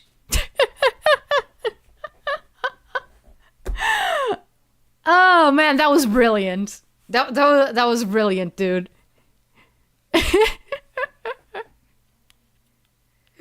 You're so confused. Why? Why? What did I say?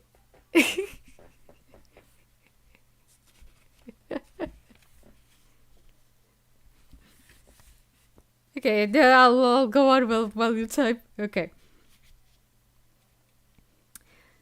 Estava aí como perdido num mundo que não lhe fosse fraternal. Nenhum silvado encolheria os espilhos... Espilhos? Espinhos. You're an idiot. Estava aí como perdido num mundo que não lhe fosse fraternal. Que lhe não fosse.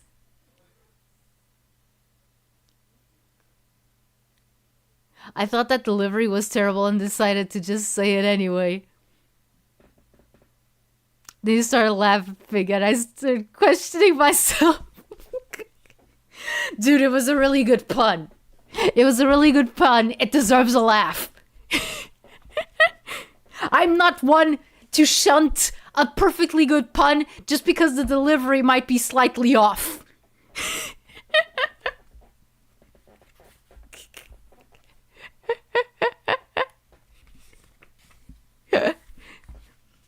We are pun apologists in this temple. Or in this room, I guess. Oh, man. It's fine, Cyanic. I love it. Seriously. What the fuck? Is there a cat meow? Wait a second. I think that I forgot that Luna is still very young, and I think that she can't open the door, even if it's just ajar. Okay, I'll be right back.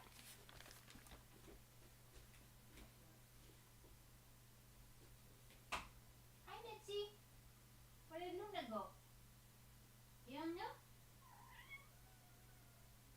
Oh my goodness, so many cats. So many cats. Where did...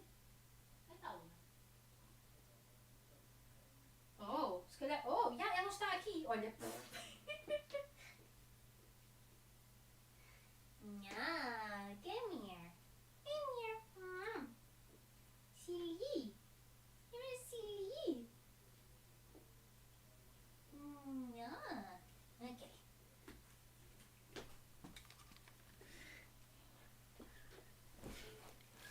Okay, Kiba got into the room for a bit as well, so we might start to hear some commotion. Do not be alarmed, it's normal. Luna and Kiba love to play with each other, even if Kiba is like a Hulk man of a cat. And Luna is just a little... She's a baby. She's like small. It's like Hulk and the Wasp, kinda. To use like the most recognizable thing. And thus Kairi Akira was never heard from again in the modern world. Went off to chase a cat and never returned. I don't know a lick of Portuguese, but it seems really easy to trip on words. Lots of s, ch, and r, and r. I guess learning a language growing up really helps, but wow. Yeah, no, Portuguese is a tough language. In fact, the reason why most Portuguese people, most, not all, I mean, of course, depends on a lot of factors, but a lot of Portuguese people don't really have issues speaking other languages, or at least pronouncing other languages. I mean, there's some things that they're going to pronounce slightly differently. One thing that Portuguese speakers do a lot when speaking English is kind of hypercorrect where H's are supposed to be. Like, for example, I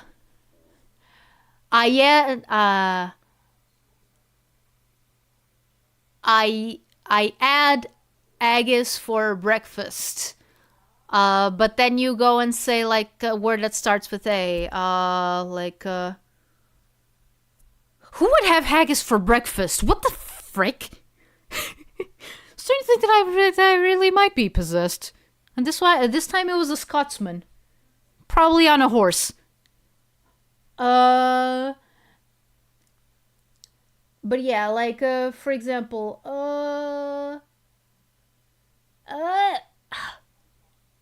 holy crap, I can't remember. Oh, okay. Je sais déjà que le français, c'est pire. Oui, oui, c'est vrai. C'est trop, trop vrai. Je suis sûre que je n'ai pas dit ça très bien. Mais c'est le mieux que je peux faire. J'ai appris français dans l'école, mais c'est ça est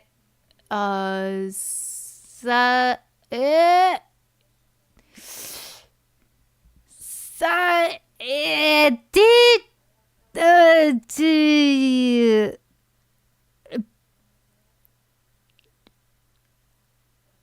beaucoup dans il y a beaucoup dans my French needs some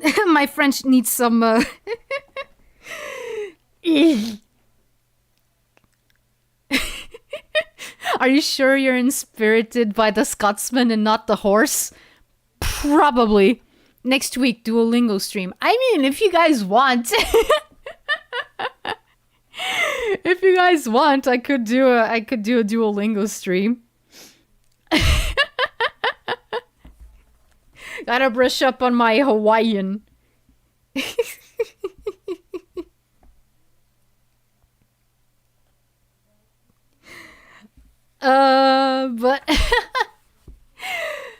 But yeah, I really need to brush up on my French and my Spanish. I also know Spanish, but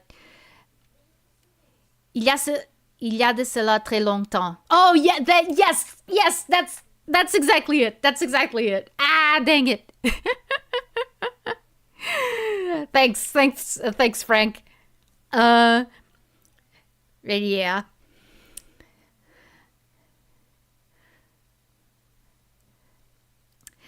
Yo puedo hablar español también, pero tengo algunos problemas,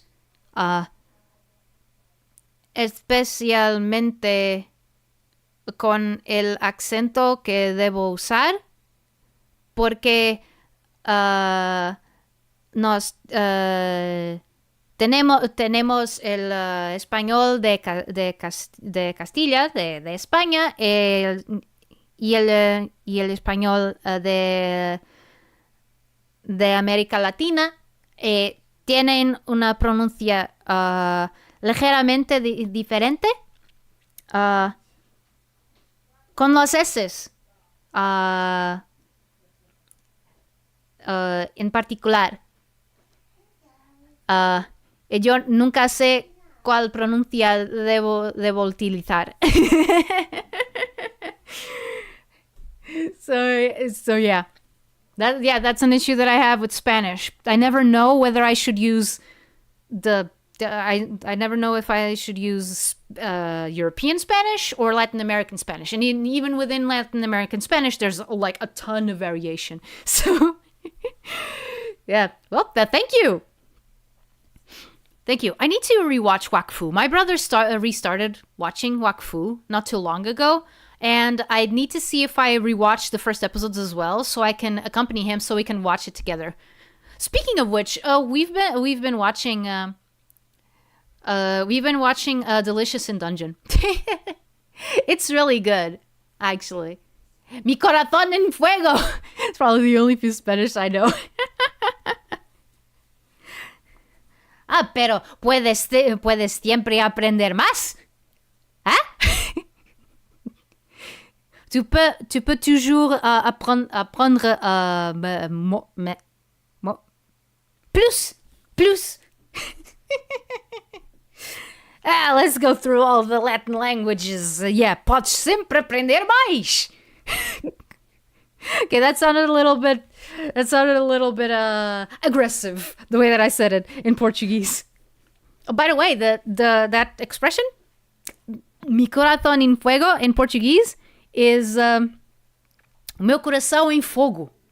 Ou em chamas, probably. It's probably it's the difference between calling it fire or flames. Like, if I were to translate it, in order to sound better in Portuguese, I would probably translate fire to flames. You know, those little things.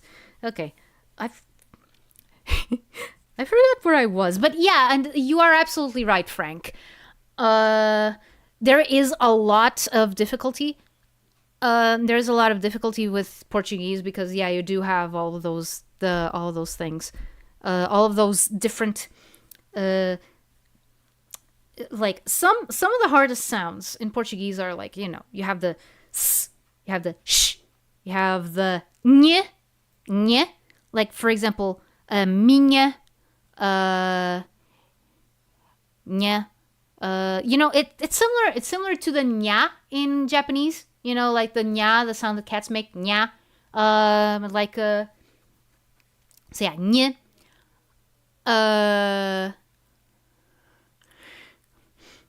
You also have y, like carvalho, meaning oak tree. Carvalho. That's also a sound that a lot of people have trouble with, for a good reason. I mean, other than Portuguese and Spanish, I don't know any other languages that have a y sound. And the ny sound, the Japanese have kind of a ny sound, but it's not really a ny sound. It's actually a nya. So yeah. Have a lot on my plate already. I actually dared begin Japanese. Spoiler alert, not going well. Yeah, Japanese is hard to learn. Like, I learned English with cartoons.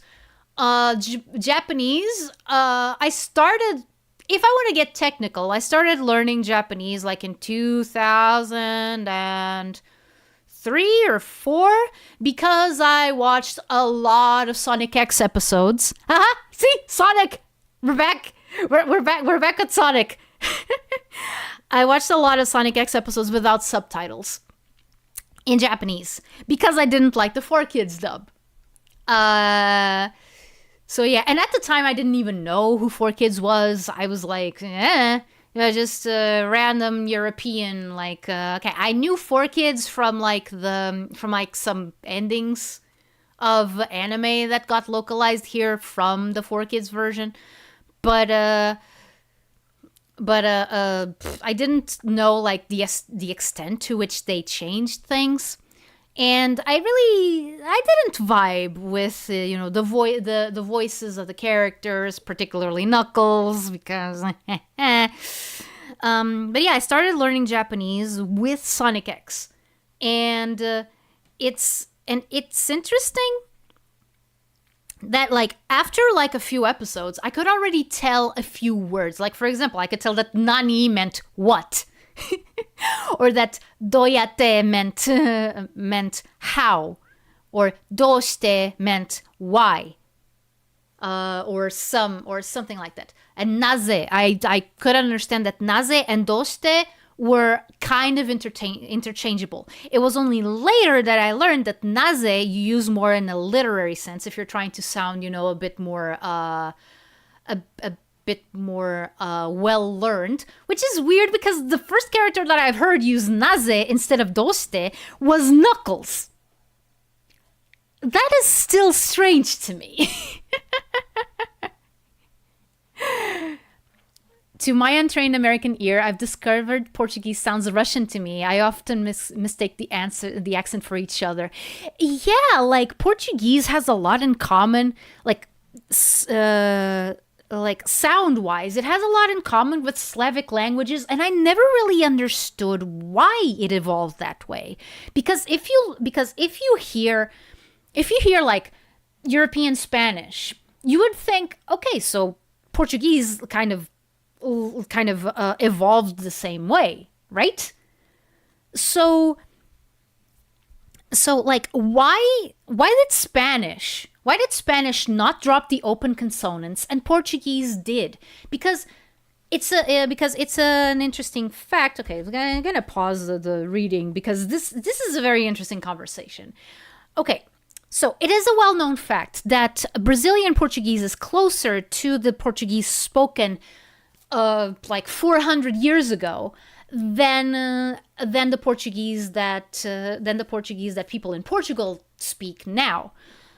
And part of that comes from the whole closing of the sentences. You can start typing it PPA. Be my guest. Also, hi Weeb. Sorry.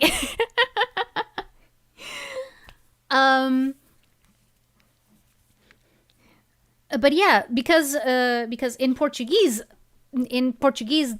the times that you actually used the letter A as A, which is what's on the alphabet. It like the vowels go A, E, I, O, U, but those vowels are not as used as their closed variants. Like for example, instead of A, we use a lot.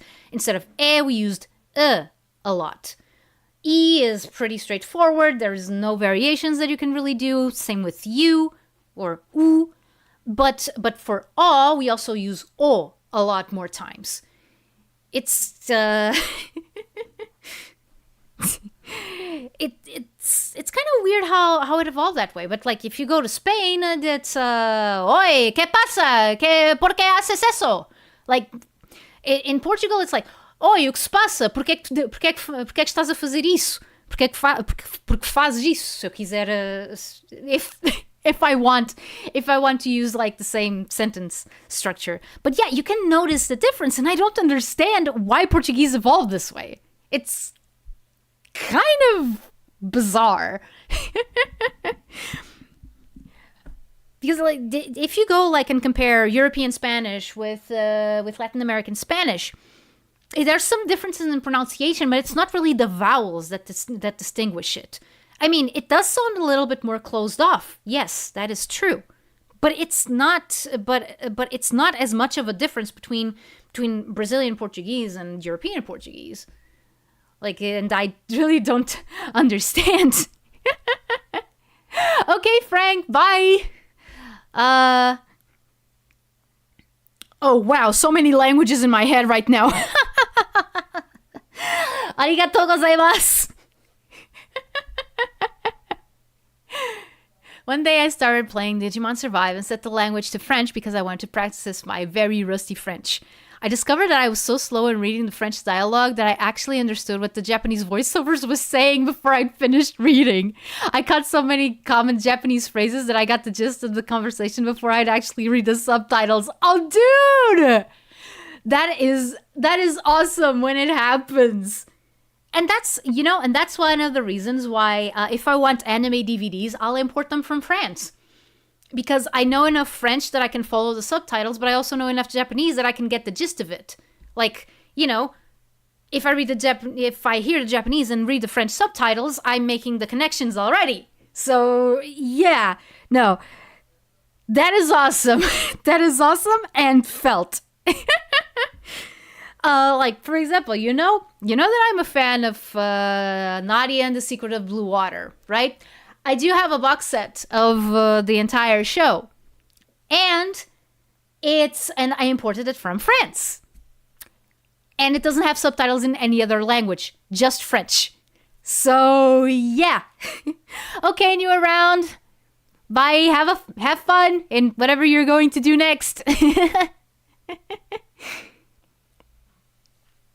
Yeah, that's fascinating. I wouldn't expect that. There must be some super obscure divergent point way back when. Yeah. And the thing is, I don't really know when it happened because, of course, we don't really have, recordings of way back when. Man, I super wish we had recordings of that time. It's one of my... I've been saying a lot lately that one of my biggest gripes with the Lusitanian people, aka the people who lived in Portugal before it was named Portugal. Well, one of them, it's complicated. It was a bunch of Celtiberan tribes that got together and kind of Like, because until a certain point in history, there was no difference between Portugal and Spain. It was just like, it was kind of like Paldea. It was, everything was the same.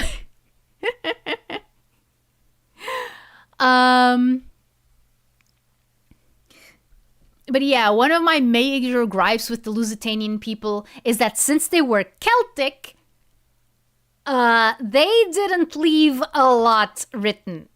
So trying to find out stuff about them is super hard.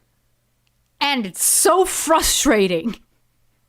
Because you want to get to the nitty gritty of history and stuff before everything and before the Romans invaded. And it's like, you can't because, but you know that knowledge was out there somewhere at some point and you can't reach it. So yeah.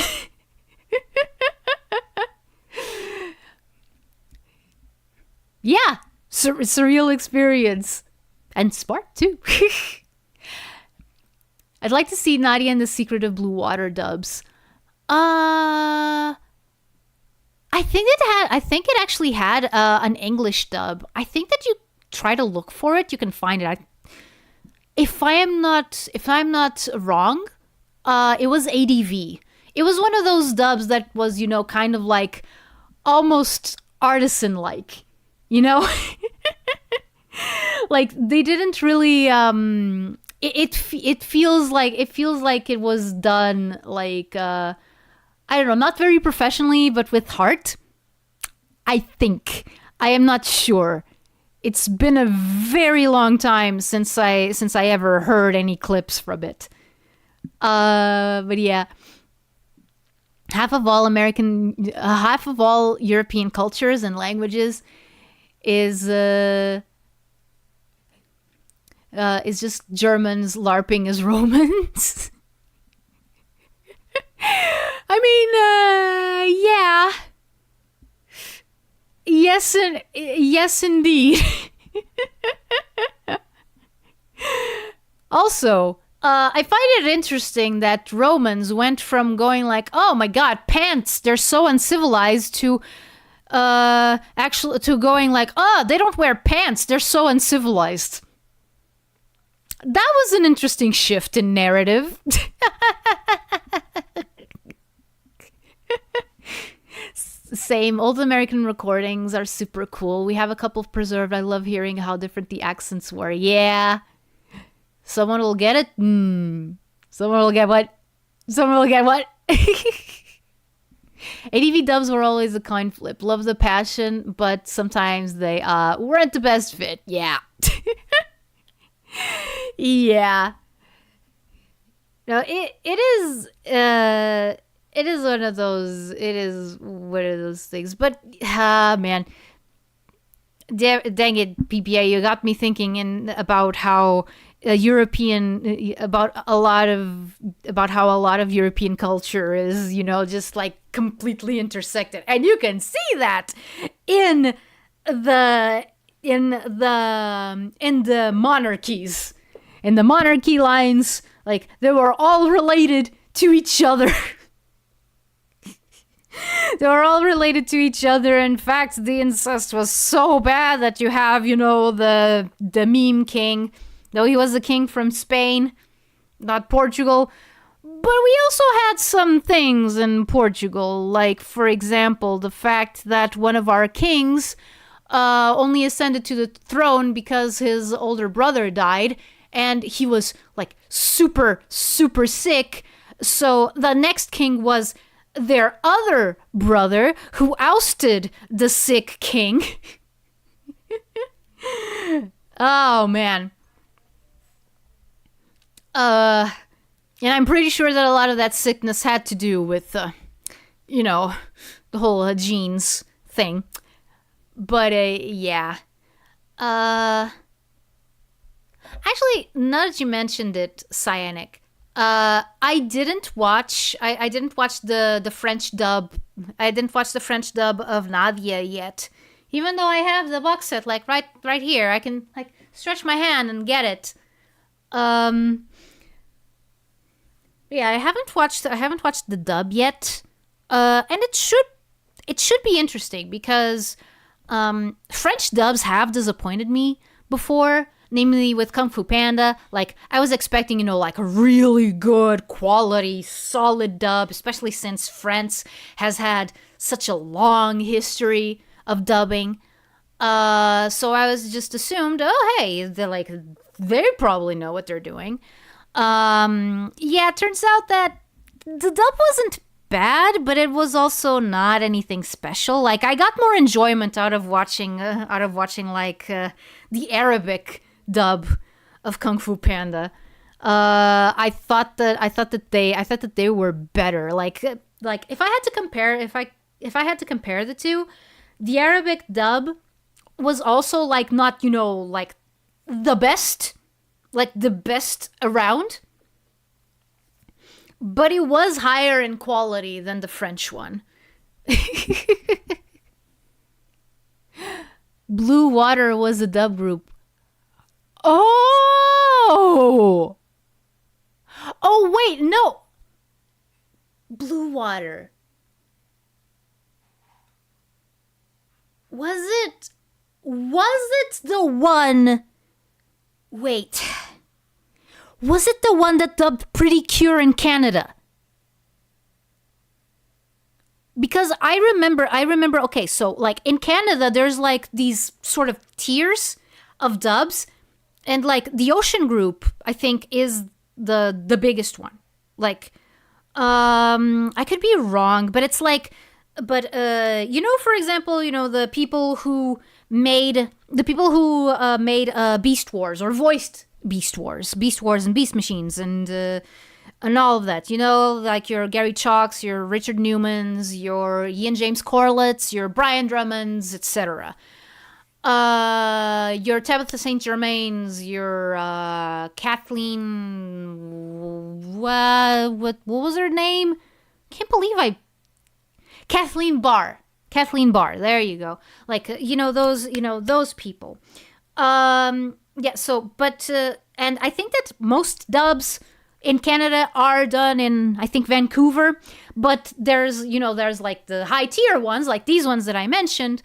There are like, in Canada, I'm pretty sure like within the dubbing circles, they're like superstars.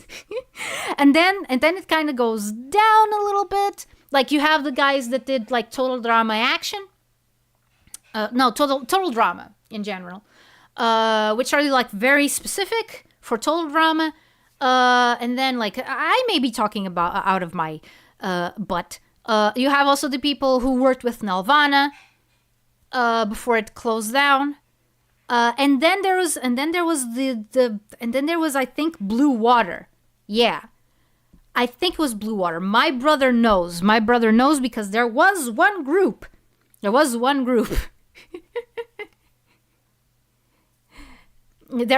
group that did the Pretty Cure dubs, but like they didn't put in the A game. They put like C-listers, kinda.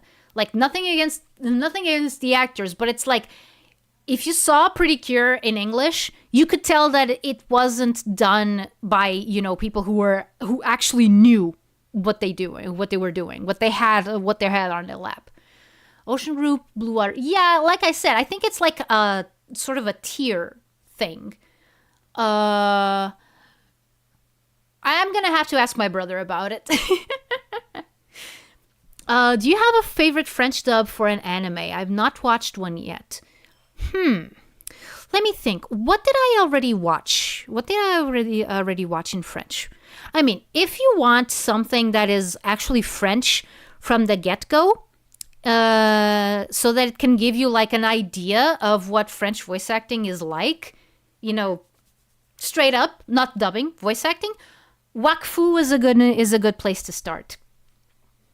Wakfu is a great show, like all around. Like, I wouldn't say that it beats, like, for example, like Avatar: The Last Airbender.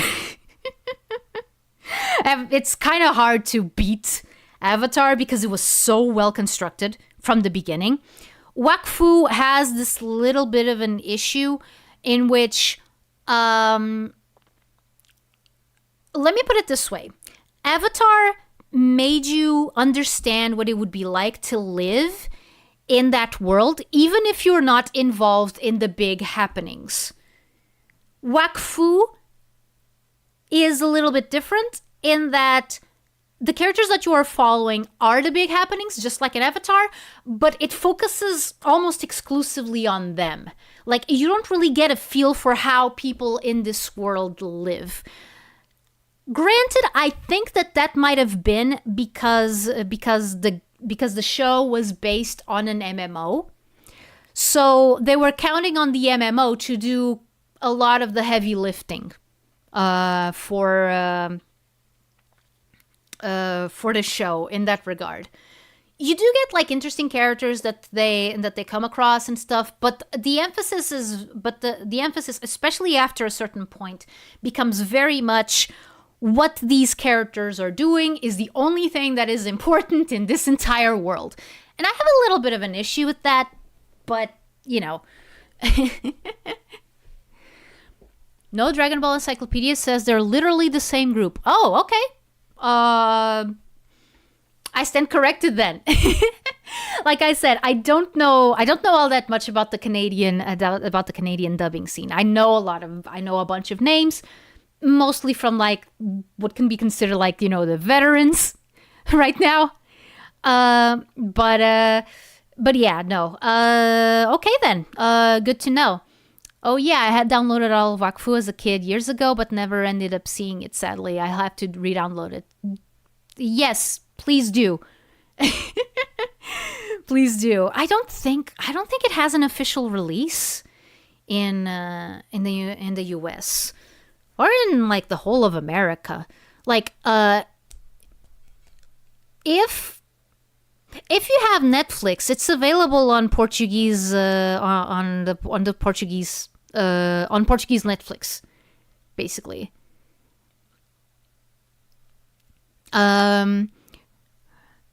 Yeah, and I think that they have all the seasons there. I'm not sure if they have the OVAs too. OVAs. They call them OVAs. I'm not really sure if that's what they were, but yeah, okay. I was a Kickstarter backer for the English release of Wakfu, despite not seeing it, simply because I like supporting animation. I'm not sure if they ever sent the DVDs though. Yeah. No, like Ankama, the guys who make Wakfu, they're a strange breed, I would say. I love their art style. It's something that I would love to be able to emulate one day. Because it's like, I think that in a lot of things, it's just the right amount of anime-esque and not really. Plus it's like super colorful. It has, you know, happy vibes. I don't know. It's just a style that I like. It's just a style and, you know, the colors that I like a lot. In fact, you can just look at me. I don't think that it would be too much of a stretch to imagine me in Wakfu style. I've been told that my style is a little bit reminiscent of it. I mean, I wish, but yeah. But let me see. But yeah, hi Panther. Spencer, sorry, I forgot you preferred to be called Spencer. Wakfu had a good art style. It's French. Yeah. Yeah, that's exactly what we were talking about. I was telling Weeb that if he wanted to watch something in French, that Wakfu would be a good place to start to see like what the voice acting is like. They do speak very fast. They speak super fast. Like, I cannot watch Wakfu without subtitles, even if the subtitles are French. You know Xilium? Xilium. That is a familiar name, but I don't remember where I've seen it before. But yeah, as I was saying with Ankama, I have no idea like how big their team is. Wait. Xilam. Xilam! Wait! No, they made Hubert and Takako! Right? Right? They're another French animation studio. Let me check. Let me check real quick.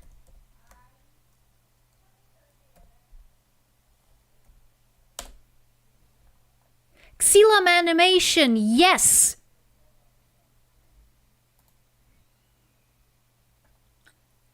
Yeah, let me see. Please wait, preparing everything you need. Just a moment. No, I'm not a robot. That I know of. Press allow? What is there to allow? It's not showing me anything. It's not showing me anything, website. Come on. We have registered suspicious traffic coming from your network. Using this page, we will be able to determine you are not that you are not the robot. The robot. Press allow. I'm not getting anything to allow. Xilam, I'm not very I'm not liking your website very much. Okay. Right. I am pretty sure they're the guys who made Hubert and Takako. Which is, yeah, there you go. Wow. Oh, they also made Tupu? I never watched any episodes, but I remember this airing on TV. Interesting. Interesting. I gotta see if Ankama also has a website like this. It's like, I think that, you know, I'm just gonna say this. I think that French animation in general is super underrated. Because, like, for example, I could say the same about, like, all European animation, but that wouldn't be completely true because, like, for example, Cartoon Saloon, while still kind of, ooh, oh dear. Yeah. Actually, let me see if Ankama has a website that's, like, as well maintained as this. Ankama. Discover all our games. But then again, Ankama is not only an animation studio, it's also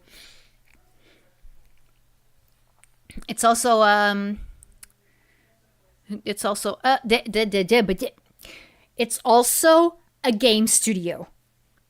So yeah. Games, Dofus, board games, Monster Slaughter, Nindash, Braka. Oh, they're in... Right! I'm an idiot! Ankama is involved with Radiant. You know Radiant? The anime? The anime / manga? Yeah, they're involved with it. Of course they are. I'm an idiot. Okay. Okay, Wakfu Season 4. I can't say that on stream. I mean, I'm not... Dofus, livre 1. But I don't think that they're going to get any more livres. Right. Ankama jobs. Oh, maybe I should sign up. I don't have any of the skills that they're looking for. Xilam made the Space Goofs, or in French, les enfants de l'espace. Oh, Persepolis, yes. Yes, I remember Persepolis. I only watched like parts of the movie. It was airing on some channel. But I did read the comic, so I know the story. But yeah, But yeah, as I was saying, like Cartoon Saloon has kind of managed to break a little bit into the mainstream. A little bit. Very, very little. Okay, yeah, no, all of European animation is like I did learn the other day that speaking of like animation production, there's a lot of stuff coming from Latin America, animated stuff, and I had no idea. Like so much to explore, man. But yeah. Tantan or Marsupilami, yeah. Oh man, that Marsupilami game keeps going on sale, but I'm always like, I don't know if I should get this. Should I? Should I? I don't know. So let me see. Let me see what that show that you mentioned is. Oh, the Space Goofs. Space Goofs. Let me see. Ogi Ogi, Tara, Where's Chicky, Boone and Pimento. The Goal at the Beach? What, as in General Charles de Gaulle? Okay. Augie and the Cockroaches, Oh, I remember the Daltons. This aired on TV as well. Oh, Space Goofs. Okay. Yeah, I've never seen this one. I've never seen this one, actually. It is reminding me of a show that was what was the name? What was the name in English? In Portuguese it was Os Três da Brigada. The Gravedigger Squad. The Gravedigger Squad. That one is from Barcelona. Or from Catalunya. Catalunya, if you want to be like, okay, so what region of Spain did it come from? Because yeah, I don't know if there's like any other places in Spain where they have like animation studios other than Barcelona or Catalunya in general. I know for a fact that speaking of studios not being necessarily located in the place in like capital cities or something like that. Like for example, Ankama is in Roubaix, I believe. Which is like northern France. I think that it's not that far from the French border with Germany, if I'm not wrong. But yeah. I have been eyeing that Marsupilami game. It goes on sale every once in a while on Steam, and I'm like,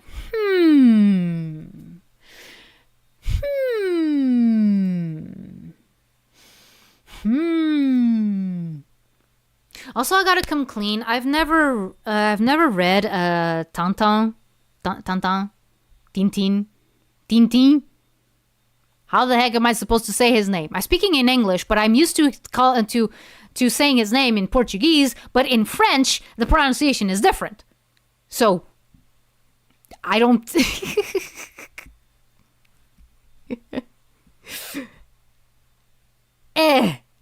Okay. But yeah, does Tintin have any games now that I think about it?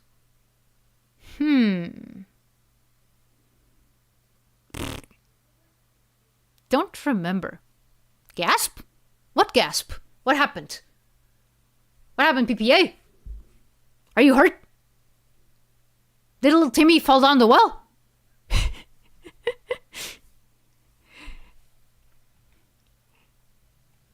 But yeah.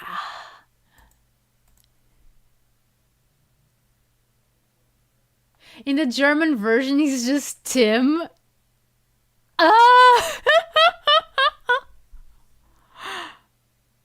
I mean, think about it, I don't know why didn't they, like in Portuguese, why didn't they just call him Timmy? Not having read Tonton. Gasp. Yeah, no, I haven't. Actually, there's an interesting story behind why I never read Tonton. Tonton? Les aventures de Tonton. I've been told that my pronunciation of Tonton is not correct. I don't know what the correct one is. But yeah. Okay, so why did I not read Tonton in all the years that I have been in the modern world? So there's this one book called The Seven Crystal Balls, I think. Let me check. The Adventures of Tintin, also known as Tim und Struppi. Is Struppi the dog? Milou? Is that what they called him in Tintin in the Congo, the Blue Lotus, the Broken Ear, the Black Island. Now view all of the Prisoners of the Sun. Tintin in America, Explorers on the Moon, the Seven Crystal Balls. There you go. That's the actual title. Yeah, I figured. Milou in what's it called? In English he's Snowy, I think. I don't know, it sounded like a dog name. Struppi. But yeah. So, when I was younger, someone gifted to me, actually it was one of my classmates, I think, gifted the Seven Crystal Balls to me.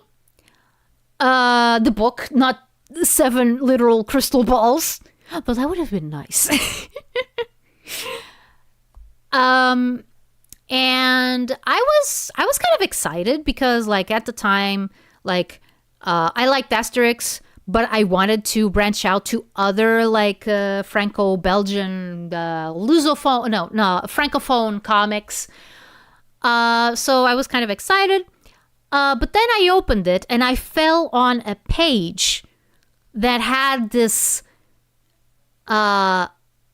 creepy mummy moving around, and like it looked super scary to me. It looked super scary. To make matters even better, it was also like an Aztec mummy. I had no idea that the Aztecs made mummies at the time. So yeah, and I got scared. I closed the book and I never opened it again. Actually, let me check.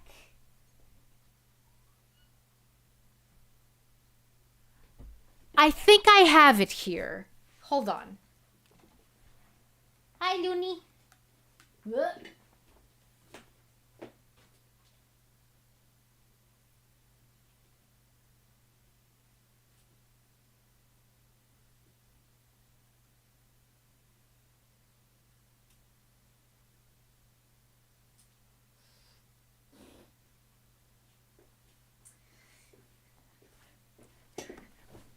No, apparently I have it put away somewhere else because it sat on my shelf unread for a very long time.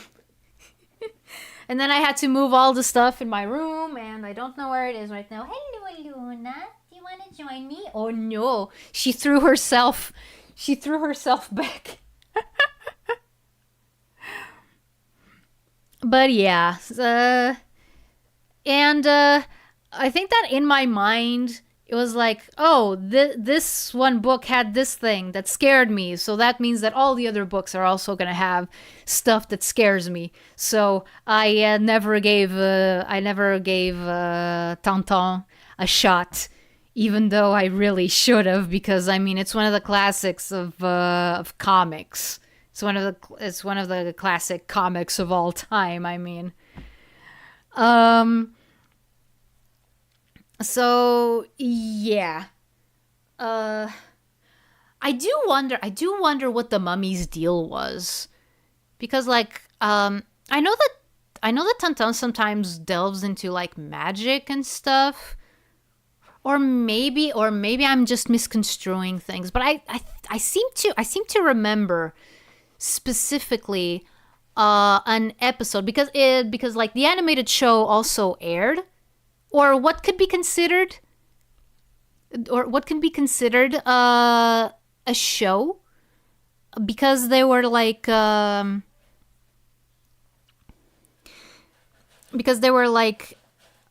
think they were like mini movies, kinda. But yeah, they're pretty good. Nice art at the very least. Yeah. Yeah, no, like that's one thing, like with older Franco-Belgian, well, Francophone. I need to call them Francophone, because if I call them Franco-Belgian comics, I'm excluding one of my favorites, which is Yakari. Like, and Yakari counts in my brain for this. Hi, Kiba. How are you?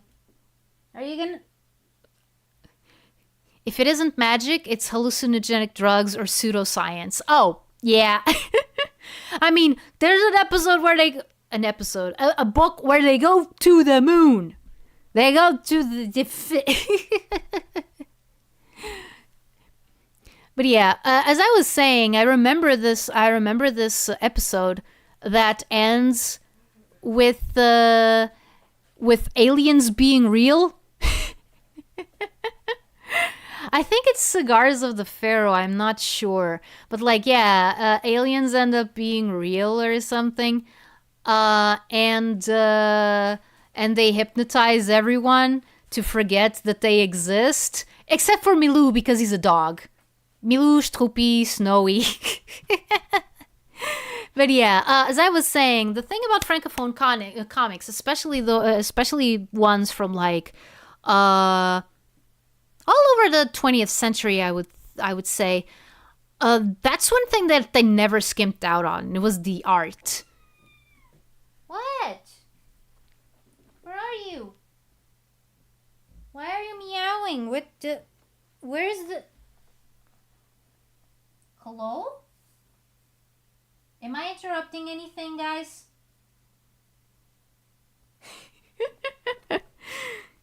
Oh, fuck! Oh, no! Okay. Sorry about that. Turns out that Luna went poop, and I didn't know. So, like, I got a mouthful of air, and, holy, okay. Let's just drink some water, see if it goes away.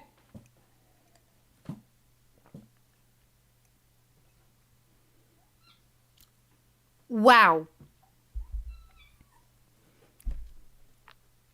Okay, I just remembered. I don't know if you noticed, but there hasn't been any music on the stream yet.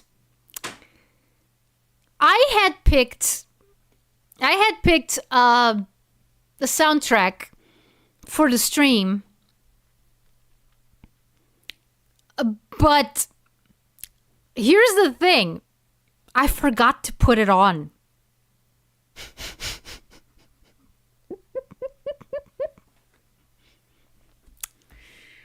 That's what happens when I start doing an impromptu zatsu about Sonic. The song that I was gonna put in the background, by the way, was gonna be this. I don't know if you can hear it.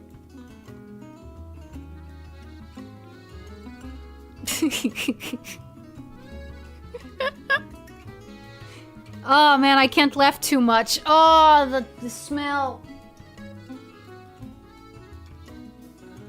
Ugh. I think I need to take her litter box out of my room.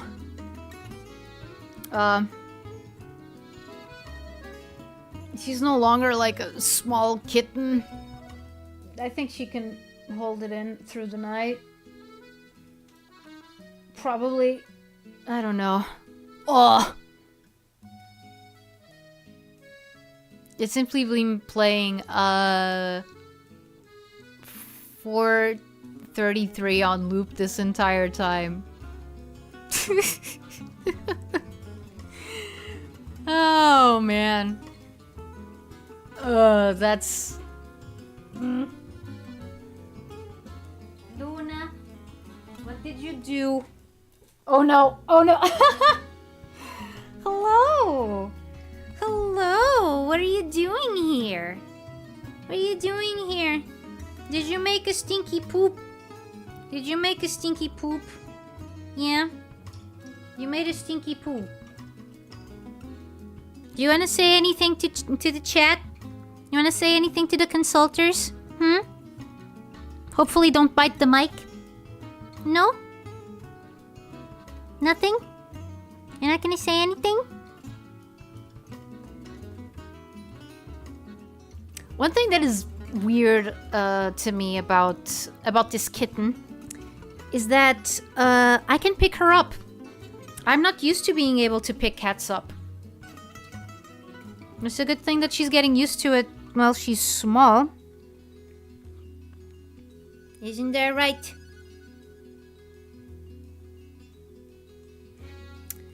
Yeah, it's true.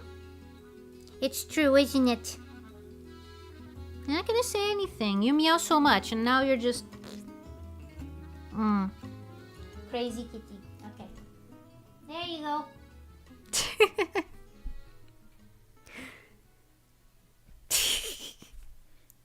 Hey, Luna, they say hi.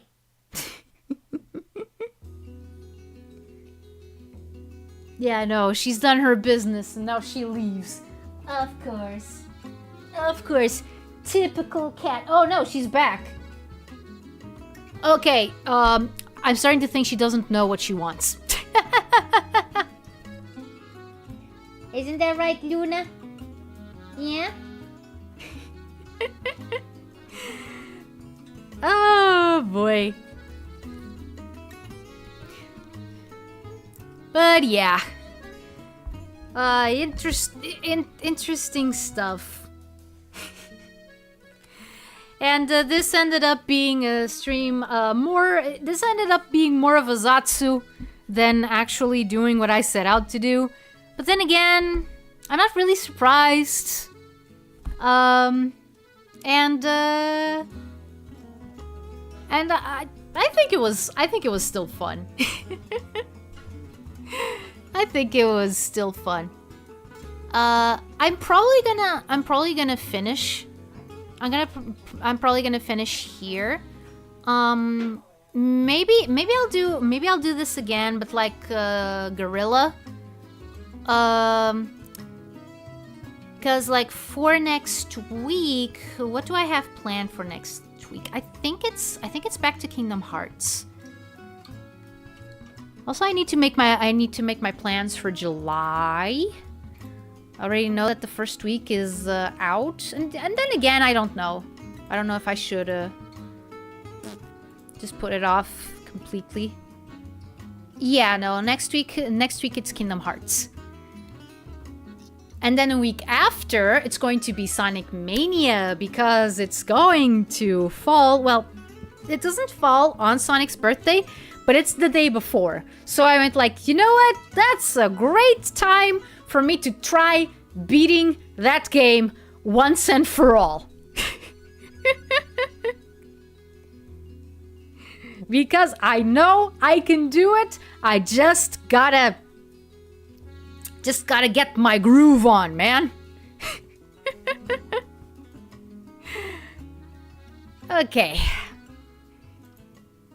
Yeah, I think that's it for today.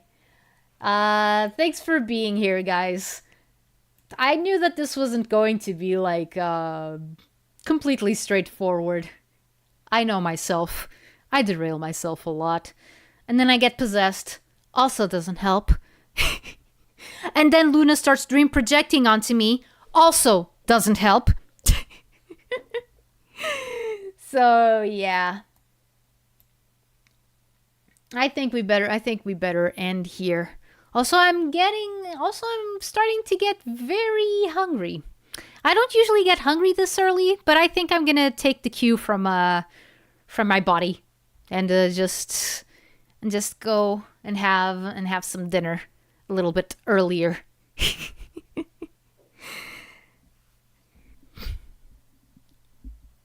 Thank you for being here. Seriously. Okay.